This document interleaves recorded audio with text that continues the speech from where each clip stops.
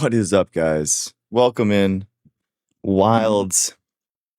Welcome in. I think we are the fastest growing science TikTok on the planet. I'm not kidding.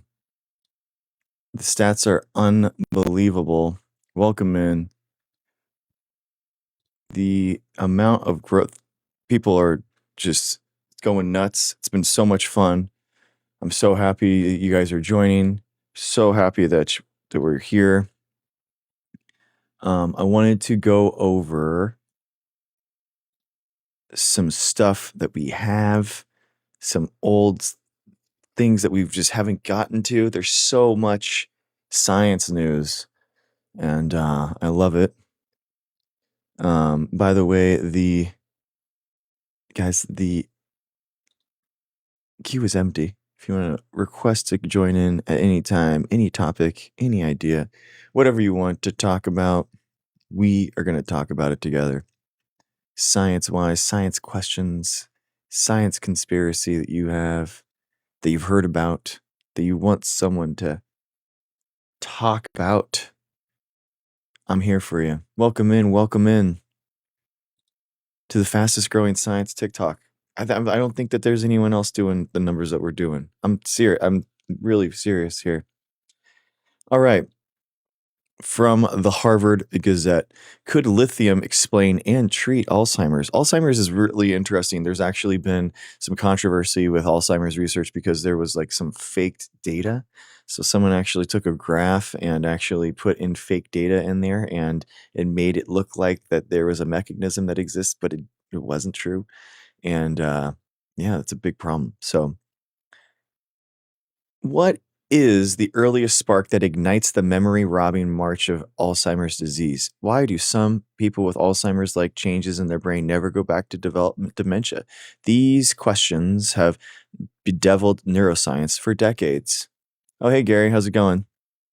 I'm curious why religion is just destroying safe spaces in communities. I don't know. It's not destroying us, man. The work published Wednesday in Nature shows for the first time that lithium occurs naturally in the brain. Oh, thank you. Hi, Aurora. Welcome in. And that lithium occurs naturally in the brain and shields it from neurodegeneration and maintains natural and normal function of all major brain cell types. The findings, 10 years in the making, are based on a series of experiments in mice and analyses. Oh, thank you very much. How's it going? Thanks, Gary. Are based on a series of experiments in mice and analyses of human brain tissues and blood samples from individuals in various stages of cognitive health. Very interesting. Oh, thanks. Yeah, thanks for coming in, Laura. You learned how to fake data in undergrad. No, I mean, it's science. It's a little bit different. This is kind of like people were taking Western blot images and copy and pasting it. It's a little bit bigger of a thing than just kind of like a judging some data or something. It's kind of like a real malicious intent that was uncovered, unfortunately. Okay, so lithium found is actually in the brain. That's wild. I had no idea that it actually occurs there. I mean, how would you have a lithium cation if it's not delivered there through? It has to be through food, right? Obviously. Scientists found that lithium loss in the human brain is one of the earliest changes leading to Alzheimer's, while in mice, similar lithium depletion accelerated brain pathology and memory decline. The team further found that reduced lithium levels stemmed from binding to amyloid plaques and impaired uptake in the brain. In a final set of experiments, the team found that a novel lithium compound that avoids capture by amyloid plaques restored memory in mice. Whoa. That the fact that it can actually restore, that's insane. The results unify decades-long observations in patients, providing a new theory of the disease and a new strategy for early diagnosis, prevention, and treatment. That is so cool.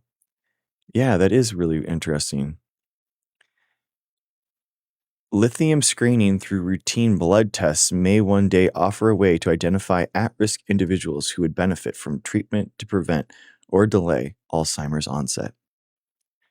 Yeah, Nico, I'm gonna try doing like the a 1 hour, 2 hour thing today. So just kind of like seeing what's up, and I can probably do 2 hours, you know. So yeah, just gonna try like a little bit more casual, laid back, go through something, and then yeah.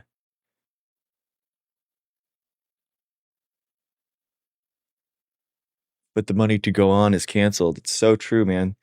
I think people don't really realize the staggering way that science is being defunded right now, and we're not going to see the impacts for decades. And if you're in sciences right now, you already are seeing the impacts. But for the layperson, it's going to be staggering. I think when people realize how bad it is. And I mean, this is the inventions that we all use right now on your phone, right? You're using GPS, you're using satellite technology, you're using silicone processors, you're using CPUs, all these technologies that we've developed and we've paid for and we have pioneered in the United States, and we are the technology leader in the world and in our economy and the global economy because of that. We invested money into these things in order to be the leader, and we are not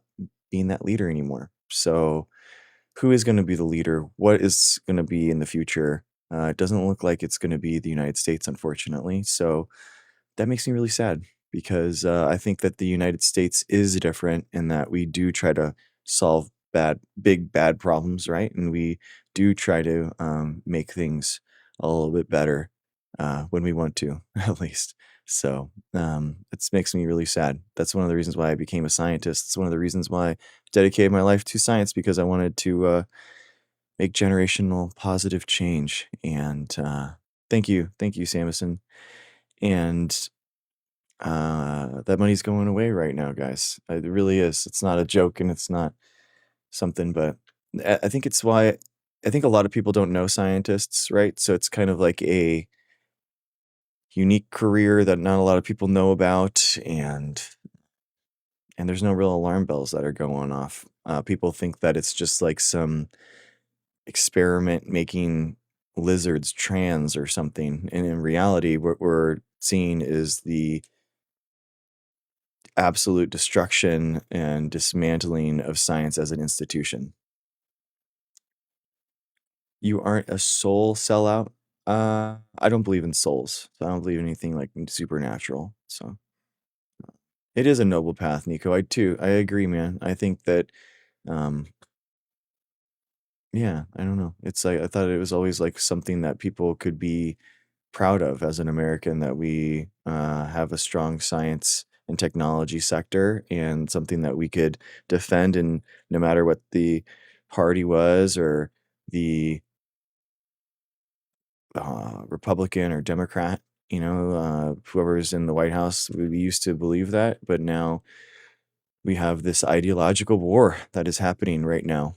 And we have basically at war with science is these authoritarians and these billionaires that think that they are at war with science because science offers an alternative path to make things better.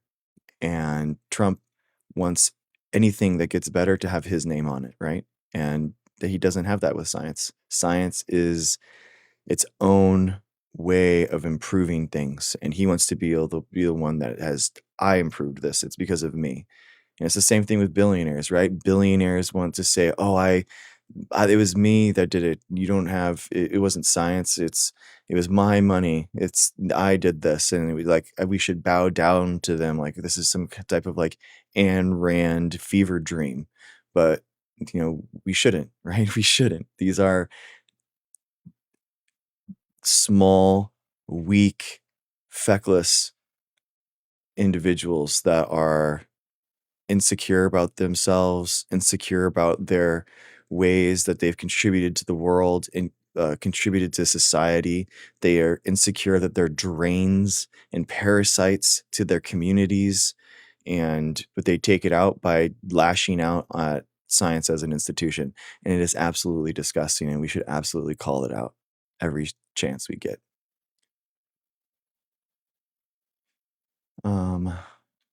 Science is not a religion, so that's definitely not true.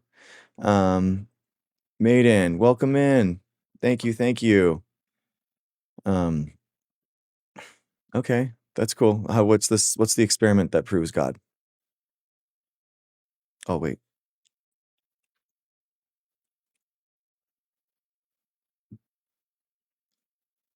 I'm an atheist. I think that there's as much proof of God as there is, like a proof of a leprechaun or a unicorn. So could I theoretically have my mind changed? Absolutely, but there's no proof of it. So I'm like on the Dawkins scale. I'm basically like a 9 or something. Like you can't be Gnostic. I don't have Gnosticism. Is I have proof of something, right? I have logical proof that God is real or whatever, um, and that doesn't exist. So I can't be Gnostic about my atheism or the lack of God, but I can be an atheist.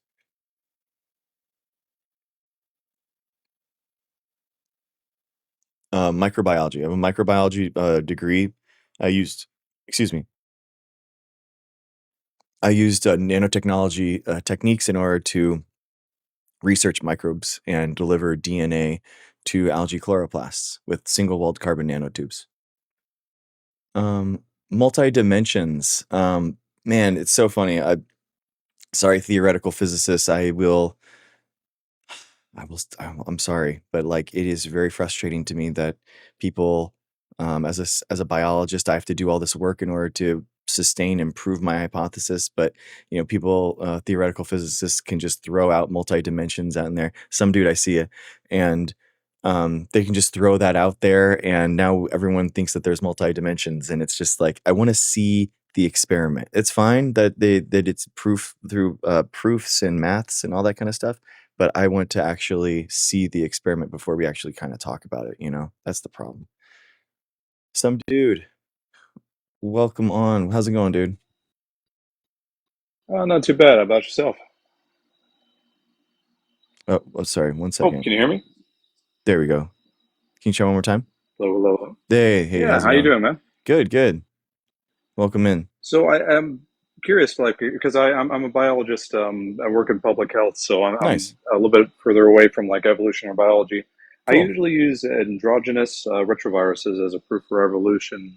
Is Mm, that a fairly safe way of approaching it? Because I'm not like the statistical probability seems like nearly infinite. It's impossible that we didn't have a common ancestor. With a certain probability. I mean, is that a mm, fair argument, or what hmm. would your take be on it? I mean, the last guy that came in here, I basically used like Nylonase is a really good example for the probabilistic argument.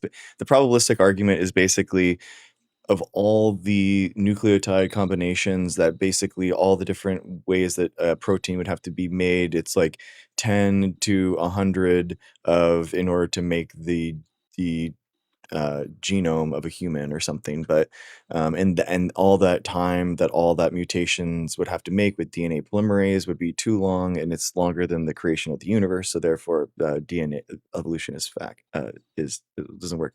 Hello, hey, welcome That's in, guys. it's a good take. I Um, appreciate that. so the Nylonase, I think, is the strongest argument for this because Nylonase literally has only existed. Hey, Ducey, is only existed since nylon. Nylon was invented like in the 1950s. So Nylonase evolved since It's 1950. pretty So like, straightforward. yeah. So I mean, It's just how a simple. It's an enzyme that originated because of nylon. Then I take it. Is exactly, that exactly. So okay? created. There's a nylon eating enzyme. So that's the thing. So it uses nylon as a food source. There's a couple of other ones for plastic. That's Um, insane. I had never heard that. yeah, That's and crazy. this is actually the way that like the next generation plastics are actually. This is the way that they're going to be made. Is it's not biodegradable. So Hmm. biodegradable it just means that they get smaller and smaller, and what's the problem with that? Well, we're just making more microplastic. Microplastics. Exactly, Yeah. exactly. So the idea is to actually embed inside plastic endospores of bacteria that actually have petase or nylonase inside of it so that it can actually use the plastic as a food source. Thank you, Michael. And actually use it and chew up that plastic and basically create that inert plastic form into a bioavailable form, which is that bacteria. So that I think that's the strongest evolution like argument that the thing the retort would be, oh well, that's like a microevolution thing. Microevolution. I was Yeah, about to so say, yeah, there is no such it's. thing as micro versus macroevolution. If as soon as Oh no, someone says it's not a that, concept. You're just yeah, like you've been indoctrinated. I mean, it's like exactly. right off the bat. Yeah, Exactly. So it's you the same step that gets you 1 foot in front of you gets you to a marathon. It's the same 1 foot yeah. after another. So it's that's a telltale. You're right. It's a telltale Christian apologetics argument. Do And you find yourself getting any traction with apologetics? Because I'm sitting here like I'm terrified because I see my country descending into Christian nationality. So like I'm trying to figure out how to address it and fight it, and I'm getting no traction here. I'm curious if you've seen any results.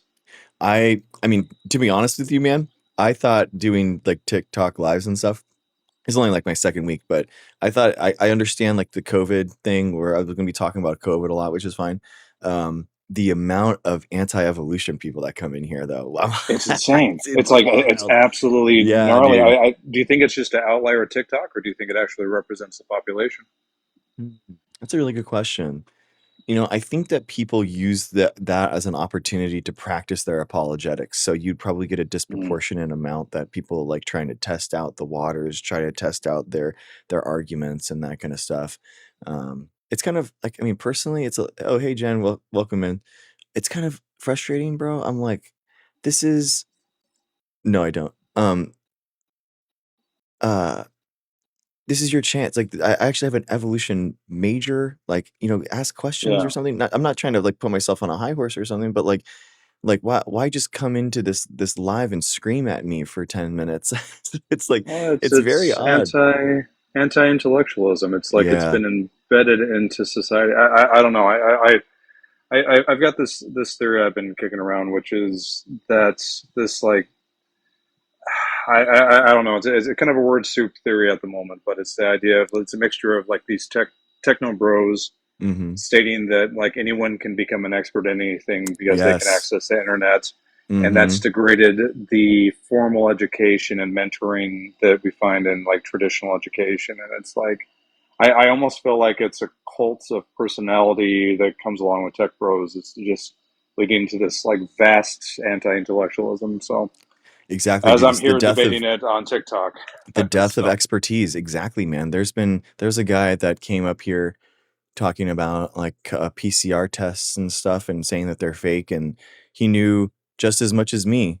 I'm just as much of an expert as you. And I'm yeah. like, bro, I've been doing molecular biology for 16 years and the hammer and nail of molecular biology is PCR. If you don't know, we Oh yeah, yeah. amplify a portion of the genome, we add things on through PCR. It's like, it's our hammer and nail. And I've maybe done a million PCR reactions in my life, and like to have someone say that they're just as expert as me, it's like there's Yeah. no way. I mean, maybe there are obviously people that are more adept at PCR than me, but not some guy that's just reading some blog about it. Like, come on, man. Like expertise exists. Like, you wouldn't tell like some surgeon that you go to just because you saw some YouTube video, like, oh, I know as much about heart surgery as you do. Like, Well, it's just I worry that nonsense. that's the world we're descending into. That you're going to go on Mm-hmm. YouTube and do a heart surgery. I don't know. The way I Yeah. found around that is that I usually find that they got a script that they have. So I just ask them a simple question like, what's the difference between genotype and phenotype? Or Mm-hmm. how does like an amino acid work? Yeah. And it just like immediately hits the wall where they're like, oh, you don't know anything. You're just Yeah. parroting what you've heard.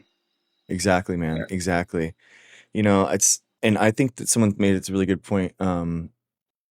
Like Maiden, you're exactly right. Like the skills necessary in order to be a scientist are very different than the ones needed to be here talking to you guys right now as a science communicator, right? Yeah. It's just completely different. And um, I'm actually, guys, I'll let you know though. I will say very confidently, actually, I'm a much better scientist than I am a science communicator. I'm really bad at this. This is like legitimately No, kind dude. of I makes me mean, weird, and it's hard for me. I'm learning, but um, it's but you're in the fray, man. You're in the yeah. arena. I Well, mean, thank we you. need more. We need more Carl Sagans in the world.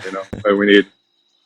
Yeah, I But think so yeah, too, man. I think that that's one of the reasons why we have this rise of anti-intellectualism, and there's not enough scientists like coming forward and jumping in and like answering questions. And the true part of it is that if you're actually a scientist, you can't speak in absolutes because we never are a exactly. hundred Yeah. percent certain of something. So when you're like debating someone and the other guy's 100% confident and the scientist isn't, like, well, it means that you don't know what you're talking about, scientist, and that guy knows this subject better. So it is like this weird thing where you're like, yeah, like it's 99% sure, but we have to be, you have to qualify it a lot versus like a lab leaker or whatever is like, boom, well, 100% it's from the lab leak, and you're an idiot if you don't. No, I've been finding like I get some success when I bring up the idea that I mean I'm an atheist. Like Christians, we all believe that we came from dust. We just have different mechanisms getting there, and it's like we're all tiny creatures that only live for so long. We can't know everything, and anyone that comes out and like says that they know it, like they're claiming Gnosticism. They're claiming special knowledge, and like Hmm. yeah, I don't know. I'm exhausted. I'm Yeah. trying to fight the good fight, and I'm glad to see more people doing it. So. Yeah. Thanks, man. Yeah, keep it up. The I think you can't I think expectations is a big thing. Mm. When I talk to someone that I disagree with, I spend a lot of the time asking questions. So Chad hates it. People get really mad that I'm not like roasting everyone that comes in here, but it really is like a fact finding kind of knowledge acquisition question of like, how did you believe this? How did you get to the belief that you have? And I've I've found that people that believe in conspiracies or anti-intellectual, they've actually never really talking to someone like Hmm. and had to explain how they came to that belief. It's just something that they believe and they've heard it repeated 100 times, but they don't actually understand it. So if you just ask questions, it kind of like gets them to thinking in this self-reflection mode, and they really can't explain it. And maybe you're not going to sit there in a debate or something, and they're going to be like, oh dang, that was such a good point, but it's going to kind of unravel this like maybe you can plant the seed and that seed will sprout later, and that's the best that you can really do, because No, I like that. I mean, it yeah, doesn't do any good to roast people. That just like makes them hold their beliefs tighter. yeah. That's Dude, I sheep, like your good approach, job, man. dude. To see, this is what everyone can change their mind, and that's a good thing. That is a really good thing. I change my mind all the time. I'm wrong all the time. Like Well, that's the the point of first debate. step of learning is failing. We don't fail enough. We aren't wrong enough. If you are constantly right, that is a really bad. That's a red flag in your mind. You should constantly be self doubting and having a debate in your mind of how do I know this? Why do I know this? Am I sure that this is it? How can the other way around? Am I looking at this the right way? Um, and it's like, and by the way, in science, that's how it works, right? If I have a test and it's constantly giving the same result, I'm going to be like, okay, this test is faulty, right? I have to have a control. I have to have a negative control where I see the negative results. I have to have, I have to show a positive control in a different way. So, that's very scientific, and that's okay. And in a world and social media and algorithms and stuff where everyone suddenly has to be an expert about everything, it's okay to slow down. It's okay to really discuss in depth only a couple of issues. You don't have to just popcorn to every issue and be an expert on everything because nobody can be that. No, right on, man. I'm gonna drop down so you can actually talk to someone that Okay, But cool. pleasure talking to you. Appreciate Thanks, what you're man. doing. Yeah, I appreciate it. Thank you.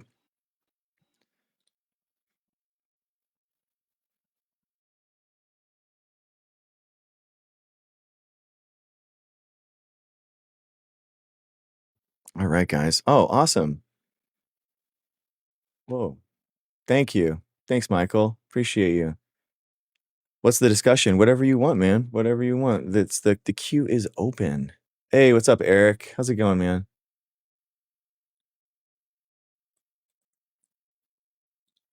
Nico. Nico, what's up, dude? How you doing? What's up, Dr. Greg? Not much, man. So you said something interesting about dimensions, and I kind of wanted to bring it to, so Hmm. when physicists look at the world or the Yeah. universe, I should say, and they calculate the amount of observable mass, Hmm. they say, okay, they do like a balance. They do like a mass balance and an Hmm. energy balance, right? And they say, okay, there's something missing here that we can't see. So we're going to call it dark energy, Yeah. and we're going to call it dark matter. And we can't see it, we can't touch it, we can't do experiments yet, but we're gonna keep trying, Hmm. right? Um, and so there is an experimental framework around it, Yeah. but they can't see it directly, but they can infer it by kind of like other ways, right? Yeah. And so I think like an interesting concept that's really popular right now with quantum mechanicists is this concept of the many worlds theory or Okay. interpretation, I should say, where it's a really weird kind of like artifact of the mathematics of quantum mechanics, but it essentially, because there are so many probabilities, the math says, here are all these possibilities, and what some physicists interpret that as is okay, Mm. in one universe it's this, and in another universe it's that, and so Mhm. there's kind of this many worlds thing. But it seems to Mm. be a powerful, I understand the experimentalist and Yeah. materialist perspective at the world because it delivers medicine and very productive results. Yeah. But I do think there's a lot of value to like the heavy theory, the stuff that we can't see or touch, or something that could be in the air that we can't detect, right? Would Mhm. you agree with that? I just like how my mind works is like I have an experiment, I run the experiment, I take a variable away, run the experiment again, see how the difference is, record that difference, and then reintroduce that variable and like see if I can get back to the original thing. That's how we look at like protein knockouts and stuff like that. We'll Right. knock out a gene, we'll check and make sure that the protein production is decreased, and then we'll reintroduce it, and then the original phenotype should be like restored, right? To make sure that we're actually this is this thing directly multiple ways, and we'll use different ways of analyzing and making sure that that is what we were thinking in the end product. And I don't see any of that. Maybe it's mathematical, and I think that it's probably in a proof somewhere, right? And I don't understand the proof. That is me, like the steel man argument. I think Yeah. here is like it's probably just a mathematical proof, and it does exist. I just don't understand it, and I shouldn't Well, besmirch. because the way that I think of science is Hmm. it's a framework of now, of Yeah, what we know right now, right? But like for instance, I read that in the 80s, biologists thought that 13% of DNA encoded for who we are, then the rest of it they called it junk DNA, right? They yeah, didn't yeah, know about exactly. micro, All wrong. or they didn't know about mRNA, they didn't know about all this Hmm. stuff, right? Yeah, long And non-coding RNA, microRNA. They didn't know any of it. yeah, all of these like cofactors too that bind, like all Mm, these random like little tiny components that all fit together in yeah. these complex biological processes. But the way that I guess like I feel like agnosticism is more scientific because it is like, okay, well, I don't even know how to touch the concept or measure what this other thing could be, right? Mm, So, but I do leave room open for a future kind of like understanding of the world, right? yeah. Or at Yeah. least I don't know. Have you seen the movie Contact? Yeah. Yeah. I mean, dude, I can definitely, my mind is open and I'm willing to have my mind changed. It's just I haven't seen any evidence of like a Yeah. positive evidence for an alternative multidimensional. existence or a multi-world. Like if I see it, then and I can extrapolate, right? Where I could like there's some way that we've measured two different places or the same spot in two different dimensions, and we have two different readings at the same time. You know, Yeah. I could theoretically think about that, but yeah, same thing with Have you? simulation theory. It's like it's just like it's not a theory, guys. This is what really frustrates me. It's a hypothesis, right? Yeah. It's not a proven theory, and I'm sorry, I'm not trying to be pedantic, but like words matter in science, and a theory is something that we've tested and we understand the mechanisms of, and that we've given a name. Well, You know, it's a so hypothesis. one example of this though, so let's say the hypothesis Hmm. is we live in a simulation, right? Okay. There's a physicist named Stephen Wolfram who is essentially writing these computational rules. Have you ever heard of the game of life? Uh, I think you mentioned it before. It's a computer simulation game that kind of mimics life and stuff, but it generates all these amazing patterns like the Fibonacci sequence and all Oh, of okay, these like cool. complex structures that we see in nature. But he's essentially programming rules and then letting the rules run over these large computations. And he's seeing like quantum mechanics and Newtonian mechanics and general relativity. He's seeing all these like kind of features and mathematical frameworks evolve, right? Yeah. And so it's one of these things where I don't know if we could ever really prove that we live in a simulation, but we could replicate what we're observing through simulations, right? Um, it's not proof, but it is a really interesting experimental framework for how to like play with that theory. Um, Okay. So I'm gonna let's just can we think about this for just a second? So we have a rise of misinformation and disinformation. That yeah, expertise is not being respected, and people think that science is just saying a bunch of stuff, and we are just right. repeating without evidence the same false narratives between ourselves, and it's being pushed on to people. Now take on that's the culture, right? That's what's happening. And then you get to these places where now we have these things like a simulation theory, and people are like, oh, that's like a theory of science, kind of like evolution. You know what I mean? So now it's like people kind of, I think that people are, when we push this, and I'm down for like academia to have these wild hypotheses that we are kind of thinking about and postulating, and that's fun. But the problem is that these things seep into the same spots in people's mind that like, oh, okay, so they're just like making it up, dude. They're just like Yeah, making it up. There's no, like with you know what I mean? So now it's like people think that like there's as much evidence for simulation theory or multi dimensions Mhm. as like the vaccine, the COVID vaccine. And I that's not see what you're true. saying. That's not true at all. I see what you're saying. Like when people, I have like my grandma used to say, well, evolution is just a theory, but Mm-hmm. a theory is actually a very big status in science, Exactly. right? Yeah, it's huge. It's like you're the consensus right now. You're in the hot seat, right? You're on the pedestal for now. Mm-hmm. And evolution is a very, very observable, like it's been Oh yeah. verified a billion times, right? You can Mm-hmm. see it everywhere you look. It's happening. It's pretty much it's pretty much on the tier of thermodynamics now, right? Yeah. Which is like it's fact. I don't see it getting overturned. But even things like recently, the Big Bang Theory is kind of getting.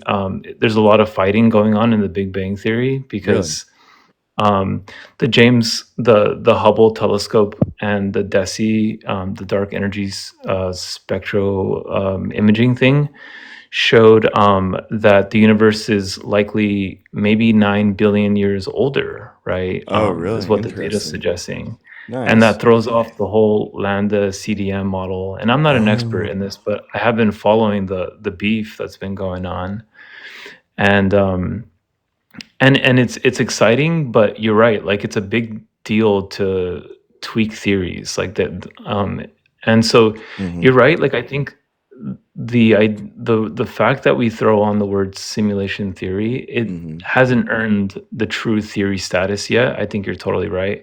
Like how And many, the simulation hypothesis is probably much more suited. and it's not just like colloquially we call these things theory. Like for real, guys, like how many PBS documentaries are there or whatever on multi-dimensions and stuff? These guys, these physicists go all the time on all these shows, and they're like, they got a new special, a Netflix special about multi-dimensions and all this kind of stuff. And it's like, how many evolutionary biologists are making it onto these documentaries? You know what I mean? Like, how many times are these these things being discussed that are actually impacting people's life and public health, and like these, we're having a real misinformation problem, and I feel like these are kind of like there's like a pop sci element that, I mean, it's cool. Like, guys, like I'm not making it so that, oh, you have to study this, everything, every conversation in science has to be this, blah blah blah blah blah.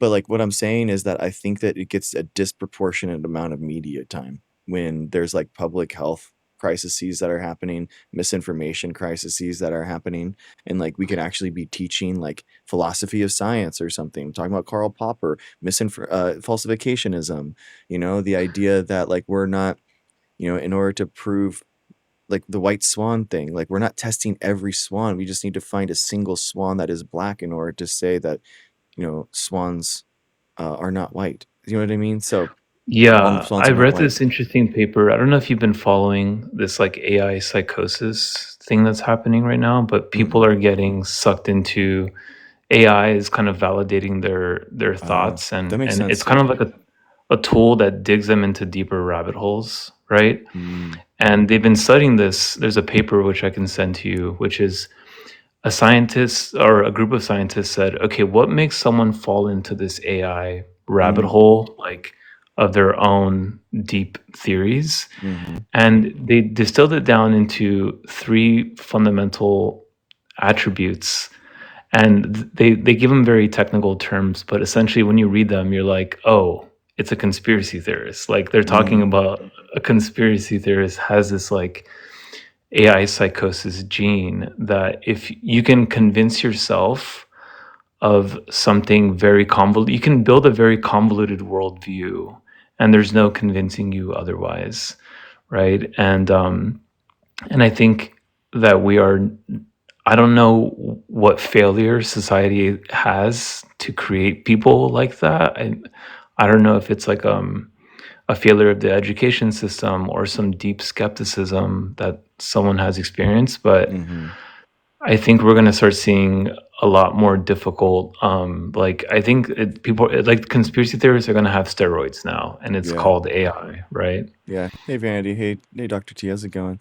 Dude, you remember I use ChatGPT like every day. And you remember, I mean, it went through like ultra glaze mode like a month or two ago. Oh You yeah, guys remember that? Where it was like everything, like, wow, this is such an incredible foresight, unbelievable that you had the, and you're like, bro, like I literally just asked you to like find like my job or something, like edit my can, CV, and now you're like like, wow, an incredible contribution to the world, you're like, dude, like yeah. chill back, dude. Like, so it Now, can totally you? makes sense to me that someone that has like that's a little bit off, or that has some type of I mean, everyone's been a little off kilter at some time, and when you have like an AI that's specifically evolved in order to mess with you and learns how to mess with you, like they're gonna find those exploits, and they're going to get you wrapped in, because ChatGPT wants you to talk to it, right? It like wants you Exactly. to feed you information. They want more and more from you, so it wants to respond kindly. It wants so. It's weird, man. Yeah, yeah, that's a very good point. Yeah, the glazing is intense, and so when you come up when you talk to it and say, "Hey, I have this theory of quantum healing using water memory and all this stuff," like it will just Yeah. support that or help you dig deeper into that. But I know my Conspiracies time that is up, and I oh, it's all imagine good. Conspiracies that I find credible. I think that, I mean, there's massive Russian disinformation going on the internet right now, guys. It is unbelievable, rampant. The FBI actually talks about it, that it's using ChatGPT to create fake phantom profiles, and it mass uses these bot farms in order to control content creators. It's audience capture by these bots, and it's having a huge problem, and it creates it creates media. Like, there is a reason why Elon Musk loves the bots. He went from hating the bots and wanting not to buy Twitter because of it, and then he realized he has his own bot army, and they get to control media narratives, and Russia pushes out crazy amounts of disinformation, and like you saw it with the election, right, in 2024, where every single if you have a Republican Twitter feed, every single clip is Kamala Harris talking about trans issues, and so much so that there was a YouGov poll, and Republicans think that 20% of the United States is trans. Like, it is so Yeah. creeped into their psyche that they think that there's so many people that are trans, and it's like in reality it's like less than 1%. So it's having a huge impact on people, man. It's such a bummer. Elon used to be a pro climate change guy, and I mean, he's built companies on it, right? And Yeah.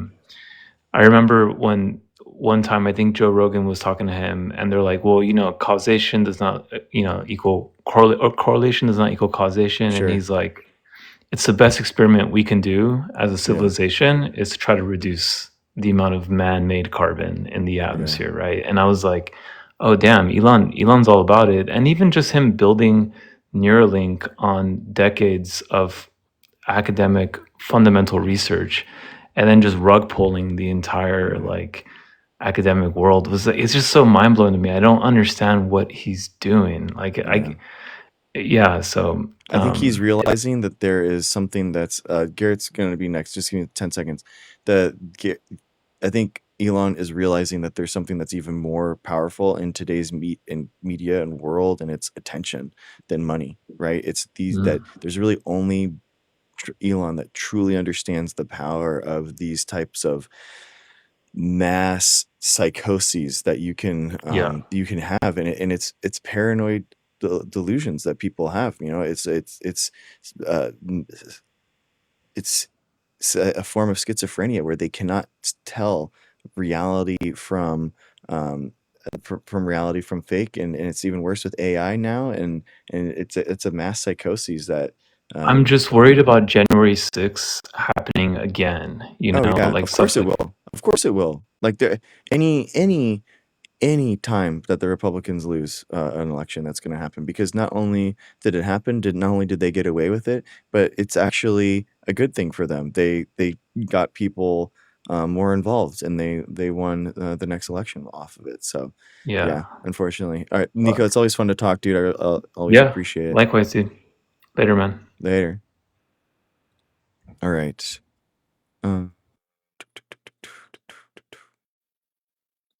Let's see here.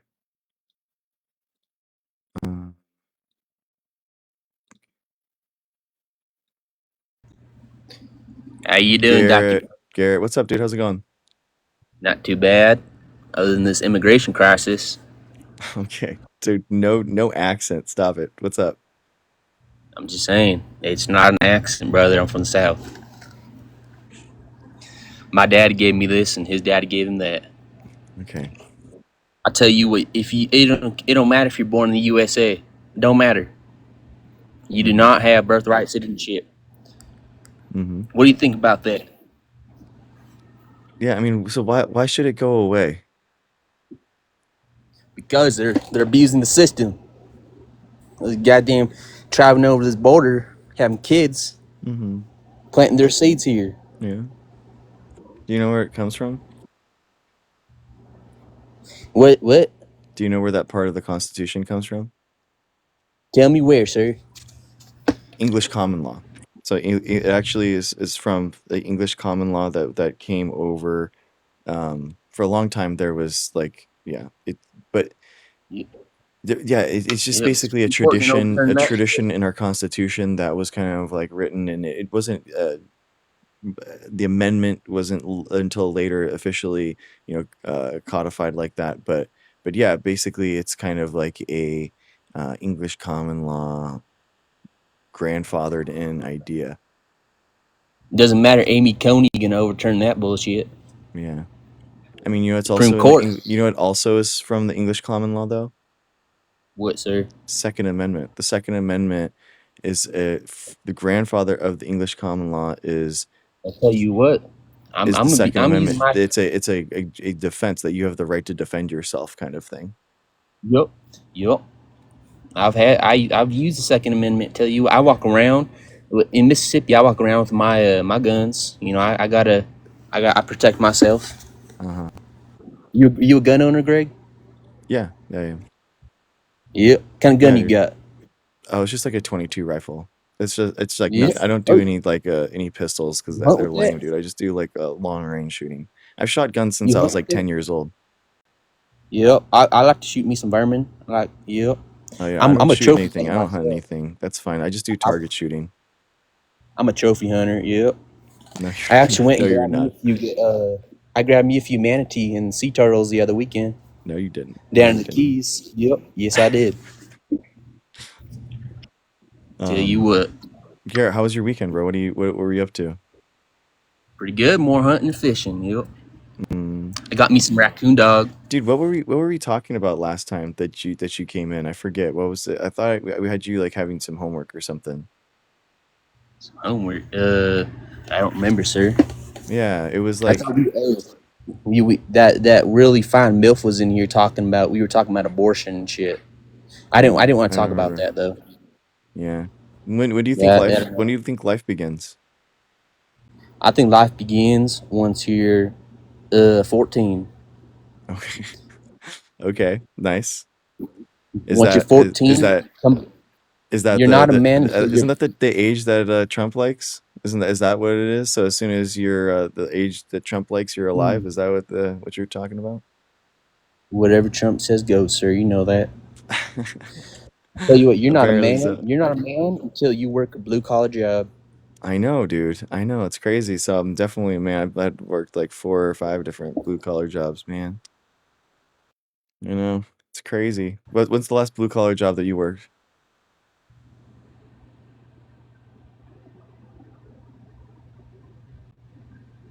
Yep, Trump's gonna walk over Putin. I hope not. I mean, maybe. I don't think so. I think Biden that he'd can't do probably shit. roll, right? I mean, there's no way that he's These walking over Democrats get on their anyone. knees. These Democrats get on their knees to Putin and start giving him that sloppy, if you know what I mean.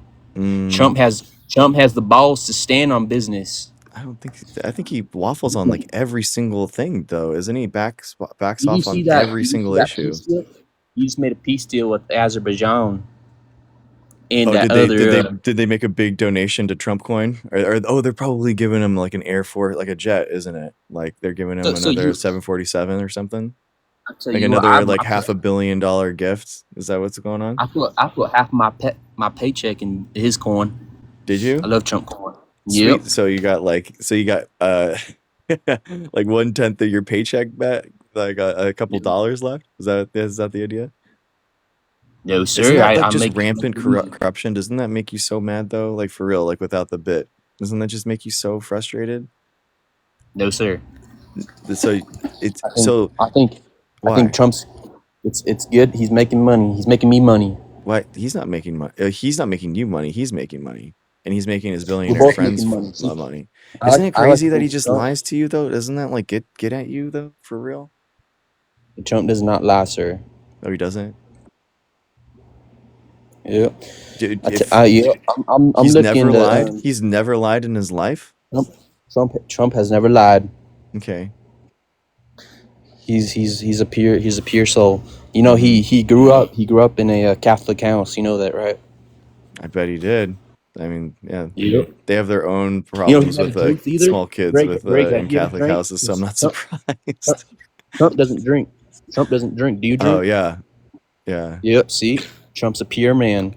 I'm sure. I'm sure. Trump doesn't need to put all this poison in his mouth. Which poison? I heard. Did you hear that Trump never have to walk after he takes a shit? Because he's that good. I love Trump. Yeah, I mean, it's But what his granddaughter is pretty good looking too. okay, Garrett. Let's talk for real for the last 4 minutes, okay? Drop the Yes, bit. sir. 4 minutes. The Yeah, heck? dude. Yeah, dude. I have to do I just a timer now. A lot has changed since you but last came here, bro. Greg, every time I join, I bring your viewers from 30 to 40 to 200. Come on now. Look, we already jumped 50 viewers. Yeah. They love me. They love Okay. me here. Okay. Can you They just love to do hear no the no truth. bit? Just if you don't do if you keep doing the bit for the next minute, I'm gonna have to just kick you and get Eric in. I just want to talk to you, What bro. bit? Talk to me. What do you want to talk about? Yeah, I just want to what do you want to talk about that for real? Well, I guess you don't want to talk about immigration, so I'll talk to you about immigration. That's fine, but I'm just like frustrated with the bit. It seems like you're not trying to like engage in the discussion. can I ask you a question about you?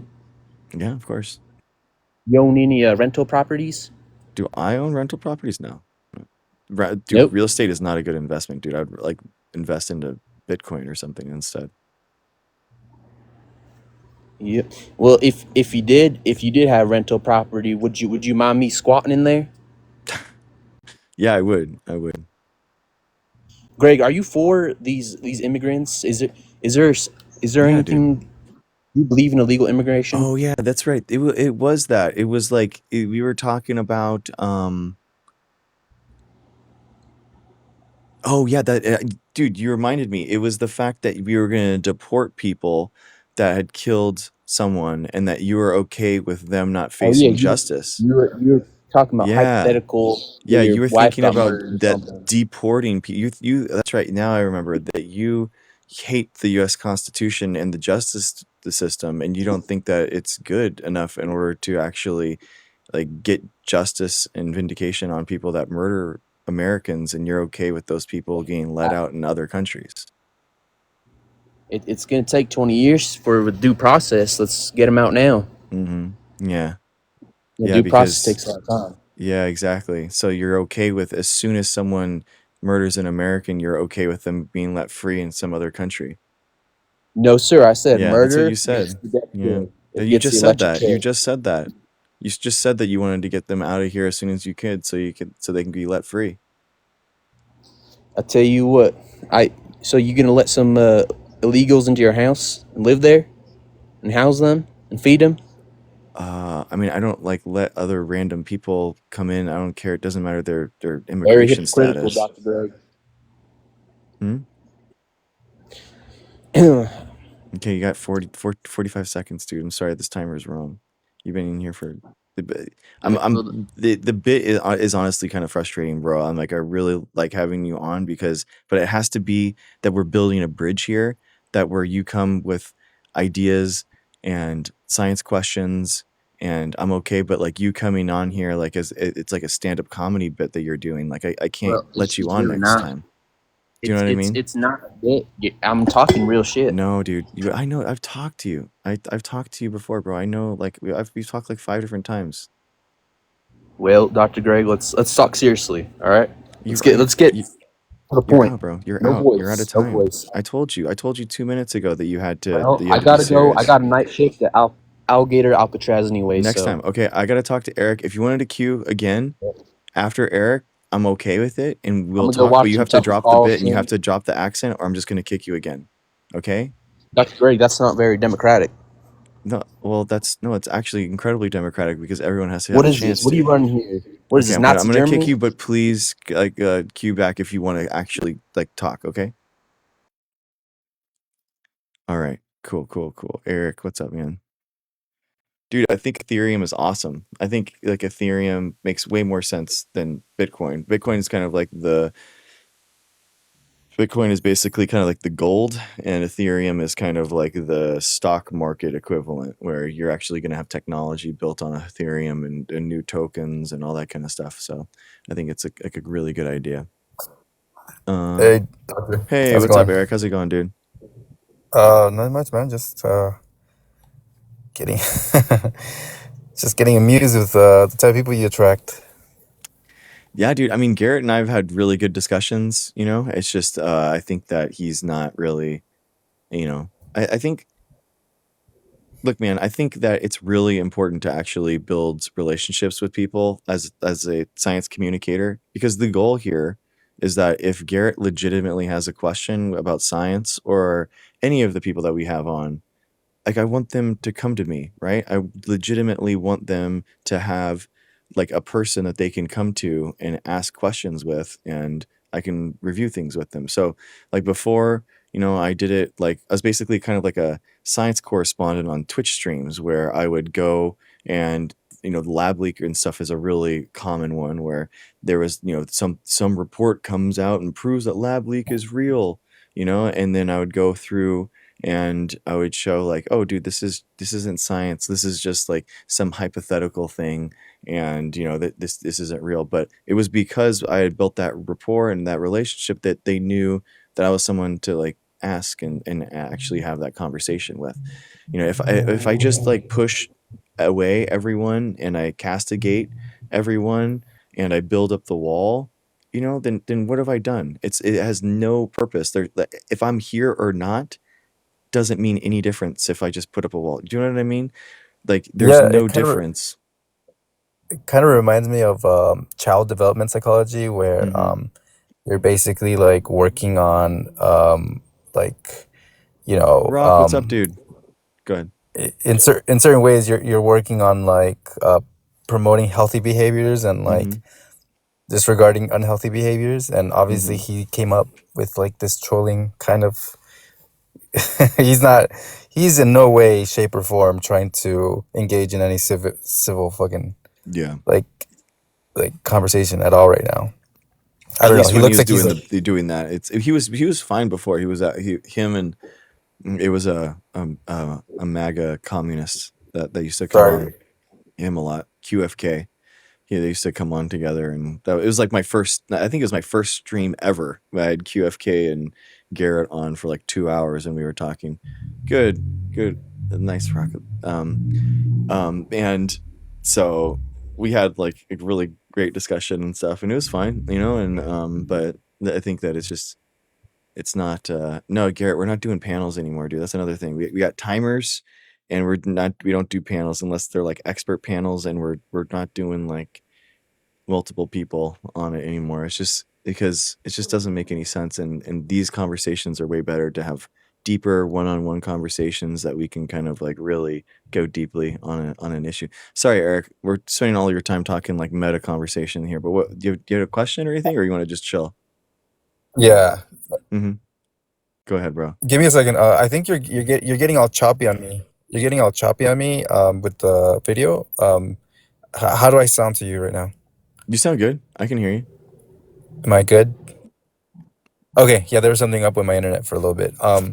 No, actually, yeah, no, I was gonna say, earlier I was gonna talk about something else, but I guess this is a good thing to talk about because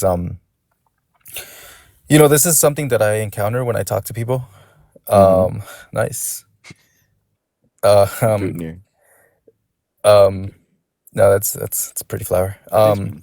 So like, as you can tell, as I told you earlier, I've been doing my conversations with people for the last like 6 years and all that. Mm-hmm. And I've actually, I don't know if you remember, I told you that I've gone to Orange County and talked to some people Yeah. out there as well. Mm-hmm. And I can tell who I'm talking to, or maybe it's my personality that allows for like good conversation to come Yeah. out of what I talk about. Because I've actually, like, no lie, like I've talked to some like legit like Republicans in Orange County about these ideas, and Yeah. I've actually gotten through with like these ideas with them. Like I wouldn't Nice. say I wouldn't say I like 100% convinced them, but like I definitely opened their mind. I Mm-hmm. like 100%. And it has to do with sticking to like certain topics and avoiding others. Yeah. Like Garrett came up like wanting to talk about like immigration, which is a hot topic. Like it's a hot Sure. topic, but or like all of these like buzzwords that he throws out, like Alcatraz, Yeah. alligator Alcatraz, or whatever. And I can talk about those things too, but obviously, if I were to talk to someone like Garrett, like, Mhm. well, or maybe on his camp, not exactly Garrett, like, Yeah. there is a way to ease into that conversation, but it definitely requires like a long term conversation, like a longer like sort of conversation to get into that in a respectful manner, I guess, you No, know. for sure. But like I said, like I think this UBI idea is nonpartisan. It's non-tribal, you know. There's something about it that I I guess you can it blurs the line between like the identity politics that's going on Mm. in the dialogue right now, you know? Yeah, I think UBI is a really interesting topic that really begs the question, like, what should we be expecting the government do for us?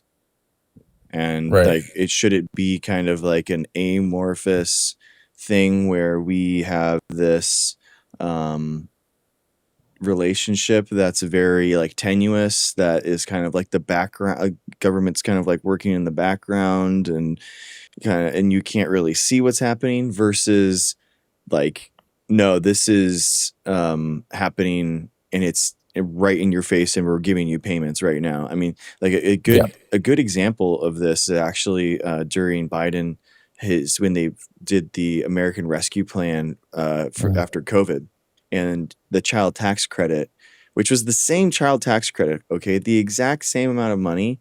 It's just was given to you every month as opposed to A year. once a year. And so it was the Right. same money, it was everything, and it was just given to you. And I was a grad student, and I was in the grad student parents, group, when we were talking about it, and all these parents were like, yo, like, what is actually happening?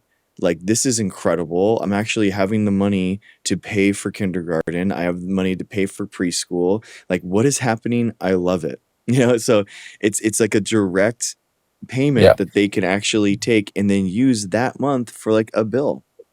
And You know, I it's good. oh, go ahead. Yeah, no, I was just saying Um, it's good. It's direct.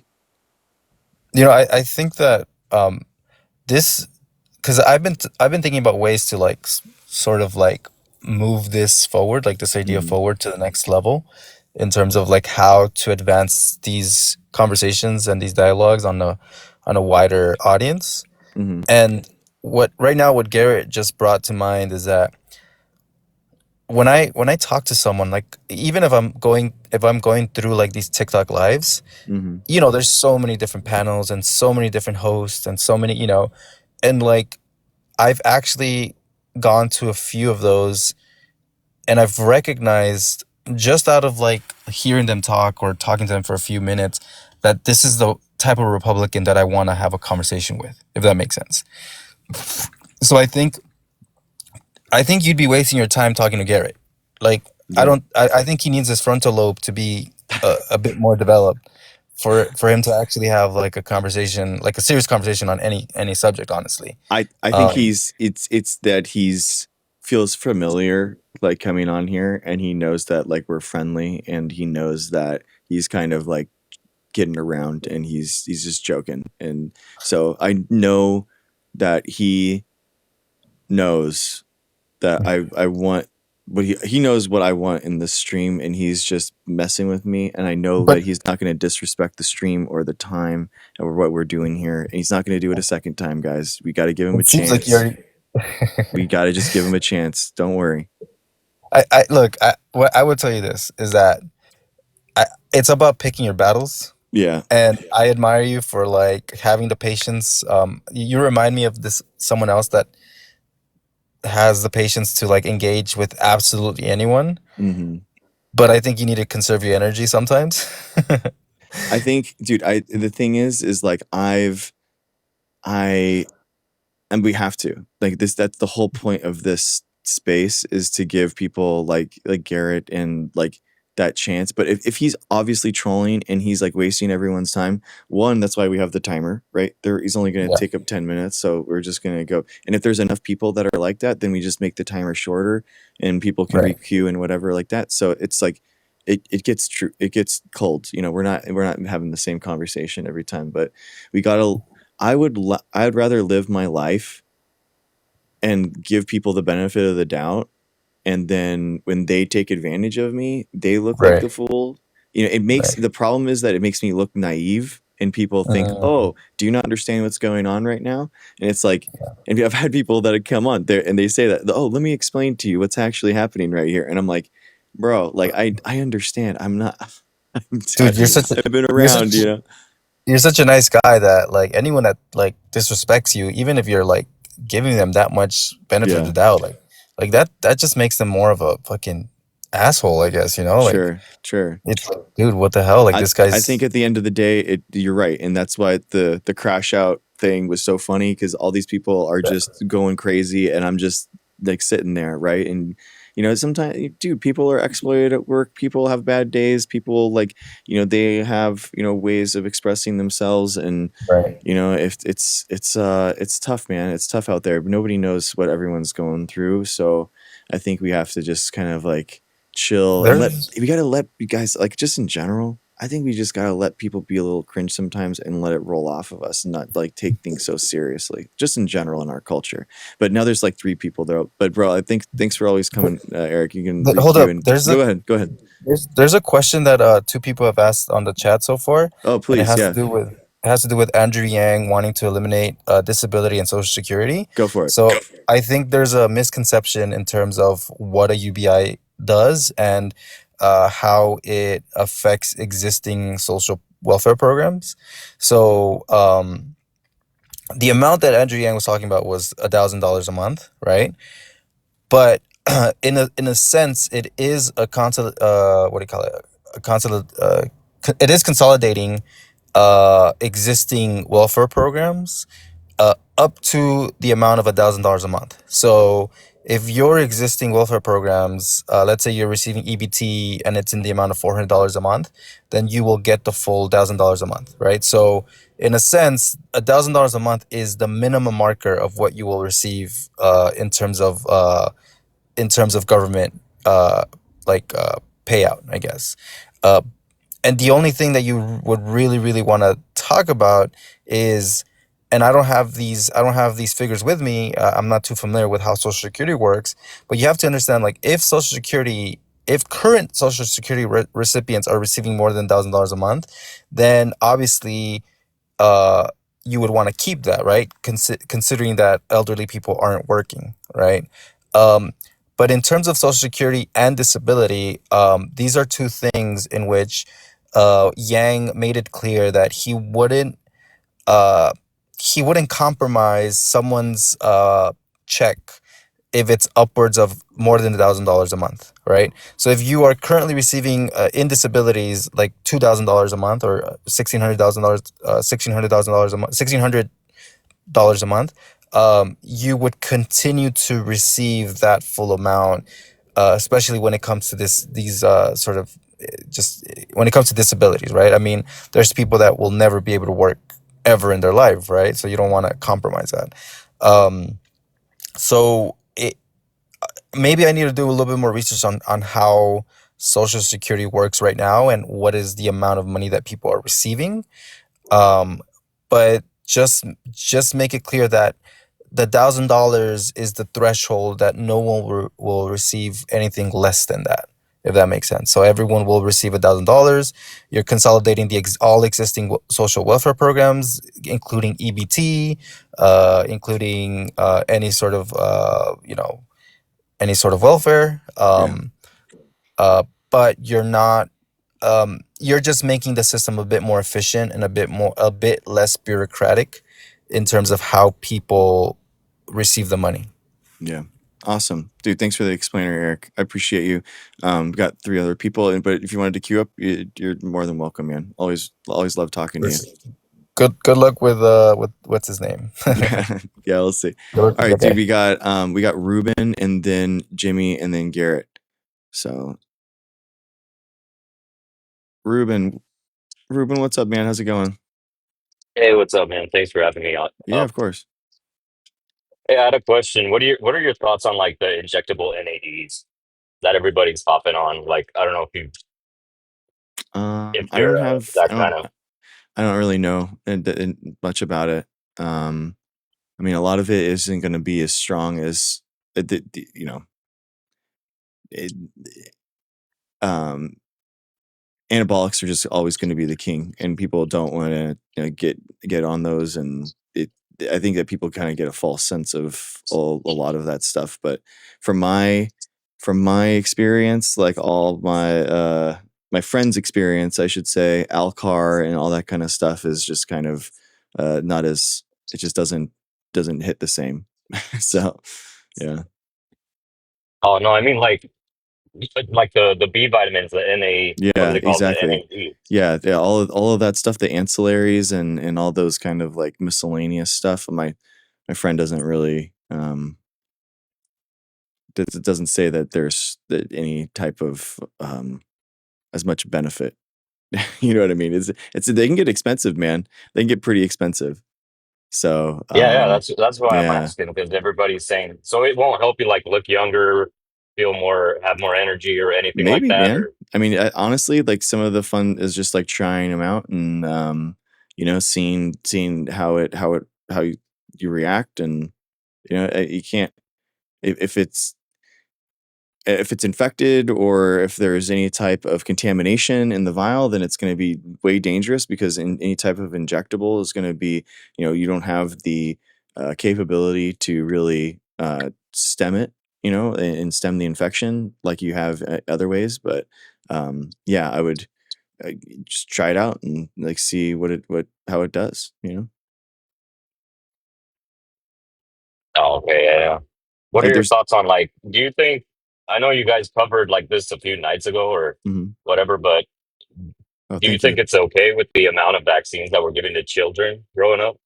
Oh yeah. Oh yeah, dude. It's Like, totally fine. you don't think it's too much? Because like, No. I don't know how old you are, but I'm a millennial, and it's like when I was growing up, it wasn't that, you know what I'm saying? It wasn't that many. So now it's like it's too many now for the, especially for like infants and toddlers. I don't Um know if you could hear me. yeah, I mean, it's no, man, that's not the amount of um it's tested, one, and then two, it's like it's a good thing that we have them, right? Because it allows them at an early age in order to create a herd immunity that has really big impacts, so that we can actually keep them at the non-community spread level. So it's honestly vital to get them. There really is no benefit to like spreading them out or anything like that, because it just creates more trauma. Right? It creates a way for the kids to like more friction, and as opposed to just getting two pokes, one in each thigh, and that's it. And then being done, it's like, oh, now we've got to keep going in, and it's more traumatic for the kids, actually, in my opinion. I know, but I feel like it's way more now than it used to be. Before it was like only like hepatitis and you know what I mean? It was like a few things. It wasn't so many. Like now Yeah, it's well, it's a crazy good the thing, right? amount. James, yeah, absolutely. Vaccines are safe and effective, and everyone should get them. Like it's there's more of them, but that's a good thing. So it's again, it's they're So safe. you just, oh, sorry, go ahead. They're safe. I mean, they're safe. There's no reason not to. So you just trust the science behind all of them, or what? Mm-hmm. Yeah, dude. Yeah, there's no reason to expect any of them are causing any type of ill impacts. There's billions of them being injected. The Guillain-Barré's syndrome that people talk about is like 1 in a billion, and it's like way less than especially a lot of these anti-vax communities and stuff with measles outbreaks and stuff like that. You definitely want to get them. It's for the safety of your kids. I know, but like during CV-19, did you agree with all the requirements and stuff like that, Oh yeah, absolutely, and man. and how they rushed it out? Because They didn't rush it I mean, out. you No. would they did they No, they rushed it didn't. out because No. So they did typically, all of the tests were all the same. It's just that they were so good. It was such a strong response, so that it was unethical in order to not push it out. And on top of that, Trump did actually do a really good job of creating all the stages, all 4 stages. You'd normally go through on any vaccine. He just had them back to back to back, and he got it out really quickly. So it's the same length of same stages, same everything. It was just that the vaccine was like 95% effective when most flu vaccines are only 60 to 65%. So, I mean, the idea that this was like dangerous or even more dangerous than the vaccine than the virus itself is just complete nonsense, and it actually hurts people, and it got people killed in the United States. The United States was one of the worst countries in the world per capita in COVID deaths. And I say this a lot, but it's really true. We've lost 1.2 million Americans to COVID-19, and all the combat deaths of all the wars combined in the United States is 1.3 million. So it's gross the amount of people that we have killed based off of just gross negligence, man, and not looking out for one another. Well, no, because I heard that it takes like 2 years for a vaccine to be properly tested. No, that's So not how do they true. do it? So No, I mean, that's how not many true at stages all. does it go through? There's a flu vaccine every year, man. So how would that even work? What do you mean? There's a new flu vaccine Well, it's the every same. year. It's the same. I know, but it's not like it's a different strand of the flu. You know what I mean? It's Yeah, the it same is. one. Of course it So it's is. already there. No, It's already made from last year, the year before. No, that's not true at all. There's actually a new. No. It's important for you to realize that there's actually 4 strains in the flu vaccine, actually, and every single one is tested through population genetics, and we test the coronavirus populations all throughout the world, trying to predict like what the flu vaccine is going to be in the future based off of epidemiology and mutations and mutation rates and all that kind of stuff. So it changes every year, absolutely. So you mean like the regular flu shot? It changes Mhm. every year. Yeah, four of them. 4 different strains change every year. You get one shot, but there's But 4 different flu vaccines in that shot. And you know how we know I that? know, but It was actually debated. It was kind of crazy.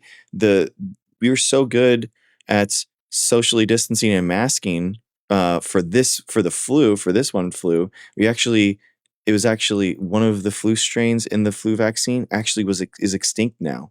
So 3 out of the 4 are actually, it's called extant, so they're there, but then there's one extinct one, and there was actually a debate in like the immunology community on whether or not they should remove that flu strain from the flu vaccine. And people basically came to the realization that it's like, well, viral recombinations can happen, genome recombinations can happen, and so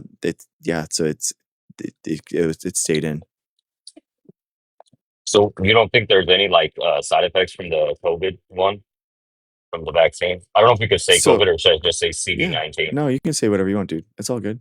Um, No, there possible ones? Like, absolutely. So there's VAERS database, which is the vaccine adverse side effects database that people have, and the credible ones that are tracked. And but basically all the vaccine side effects are small in compared to the virus, and what that causes. So like, for example, myocarditis is one that people like talk about, but myocarditis is if you're worried about myocarditis with a small spike protein, just imagine all the viral load of an entire coronavirus in your body. That's going to create way more myocarditis problems. I know, but like, didn't you guys like get reports that after the vaccine there was the spike in blood clots for people that were like way too young, like Mm-hmm. you know what I'm saying, like 25 to 45 years old, or is that not? No, I mean, they're from the virus. So from COVID-19. So that's like, that's the condition that is caused by SARS-CoV-2. So yeah, if you're worried about the spike protein causing any type of blood clots, then you definitely want to get the vaccine because it's going to prevent your viral load from getting high enough to hopefully cause COVID-19. But you don't think herd immunity would have been better, man? I forgot what European country. I think it was either Denmark or I think Sweden that did herd immunity. You don't think that would have been better for the United States? We No, wouldn't I have shut mean, down for so long. Our businesses no, wouldn't have dude, suffered. no, this is a complete misnomer that people have, and it's like it's actually kind of wild. Like we never really shut down, dude. We never did. Like we did 2 weeks to stop the spread or whatever, and all the GPS and analysis on all of our phones and stuff showed that nobody like shut down at all. So like we never really there was mask mandates were never followed. People were having them around their necks, and it's like you got to be honest with yourself, man. People never actually locked down. Yeah, we did. We had like No, restaurants no, closed down, gyms were no, man. closed. A lot. No, You don't think we were locked down? The only thing no, that was not at open was all, bro. essentials. No, it's not true, dude. You look at the GPS data, you look at all the data, and it's not. And you compare it to what actually happened, like in South Korea, where for South Korea is actually a really interesting case study because South Korea was introduced in community spread at the same time as the United States, and they actually have a higher population density. So a population density means that they actually have more people living in a smaller space. So that means that it would be easier for a virus to transmit within the population. And their per capita death rate is way, way lower because they actually did socially distance. They actually did isolate. They actually have a culture that actually cares about one another in order to use masks and the public health in order to prevent each other from dying. The United States was remarkably selfish, and we didn't care about people dying, and it's disgusting. Well, I know, but it was like the science was inconsistent. I mean, it was Fauci, No, and I that's not forgot that true. girl's name. That like it No, just constantly changed. no, it was not true at all. Science was never changing. We what happened was that we had a president of the United States that spouted disinformation and said that the vaccine and not the vaccine, but the virus wasn't real. Remember that? He spent the first 8 months saying that it wasn't, there's no pandemic, and I like that virus over there, and not talking about that. And on top of that, he actually overrode the CDC and with the DHS and actually prevented masks from being mailed out. He prevented the CDC from using PPE and quarantining people that were coming into the United States. So again, it's just like a complete misnomer, man. But I mean, you don't agree that they overhyped the virus itself because it had a 95% survival rate. So, dude, what? You know what I mean? So, like so you're minimizing right now 1.2 million people dying in the United States? Well, I mean, those were people that were probably like old or immune compromised, and the regular flu probably could have took them out. So what you know age what are I'm they saying? okay to die? So what age are they okay to die? It's not about age. It's Well, about if someone has a you said pre-existing it's okay. condition. You said that they're probably old. So what age is it okay if they die? Well, I'm saying, you know what I mean? Like if they already have like so many illnesses and the pre-existing conditions and they're immune compromised, So okay, so and which that ones do they're we kill of a off? certain age. Which ones do we We kill don't. off? We Which don't. one's okay to kill off? Well, we're not doing it. You know what I mean? Well, It's yeah, you just are. You're deciding. 'cause Yeah, this is what public health is, bro. You're deciding that someone that is of a certain age and a certain ailment that they're okay to die. Which ones are they? Let us know. We need to know which ones are you dead with. Tell us. no, no. But I'm saying, the flu itself just takes out people every year. How So is much? the How number many per year? that's what I'm trying to ask. Like, what's the 10,000. difference in the number? 10,000. You know It how only many varies by you 10,000. know how many people were dying right now of COVID-19? 49,000. So we're still losing 5 times the amount, and we still don't care. More people die of COVID-19 than car accidents in the United States every year right now. We don't care. Nobody cares about them. We're all. We literally, it does doesn't happen, exist right now. and people are okay with it. People are okay with killing one another. We have no No, I mean, patriotism like, in our country. We have no like shared like sense of civic duty. We it's disgusting. Like what is wrong with a culture in a country that is okay with all this and preventing where we just seek in complete selfishness, that we can't seek to have any type of compassion or care for one another, and we're minimizing 1.2 million families that have lost someone, writing it off. It's disgusting, man. That's not cool. no, I'm just saying those are the people that would have gone with the flu anyways. You know what I'm saying? Like, No, that's not true. What are you it's not. talking about? How it's no, that's not true. How we did It, it. We lose 10,000 a year to flu every year, and then all of a sudden it's 1.2 million over 4 years. Well, how like, you're okay with that? That's like what? That's a well, I huge mean, jump, dude.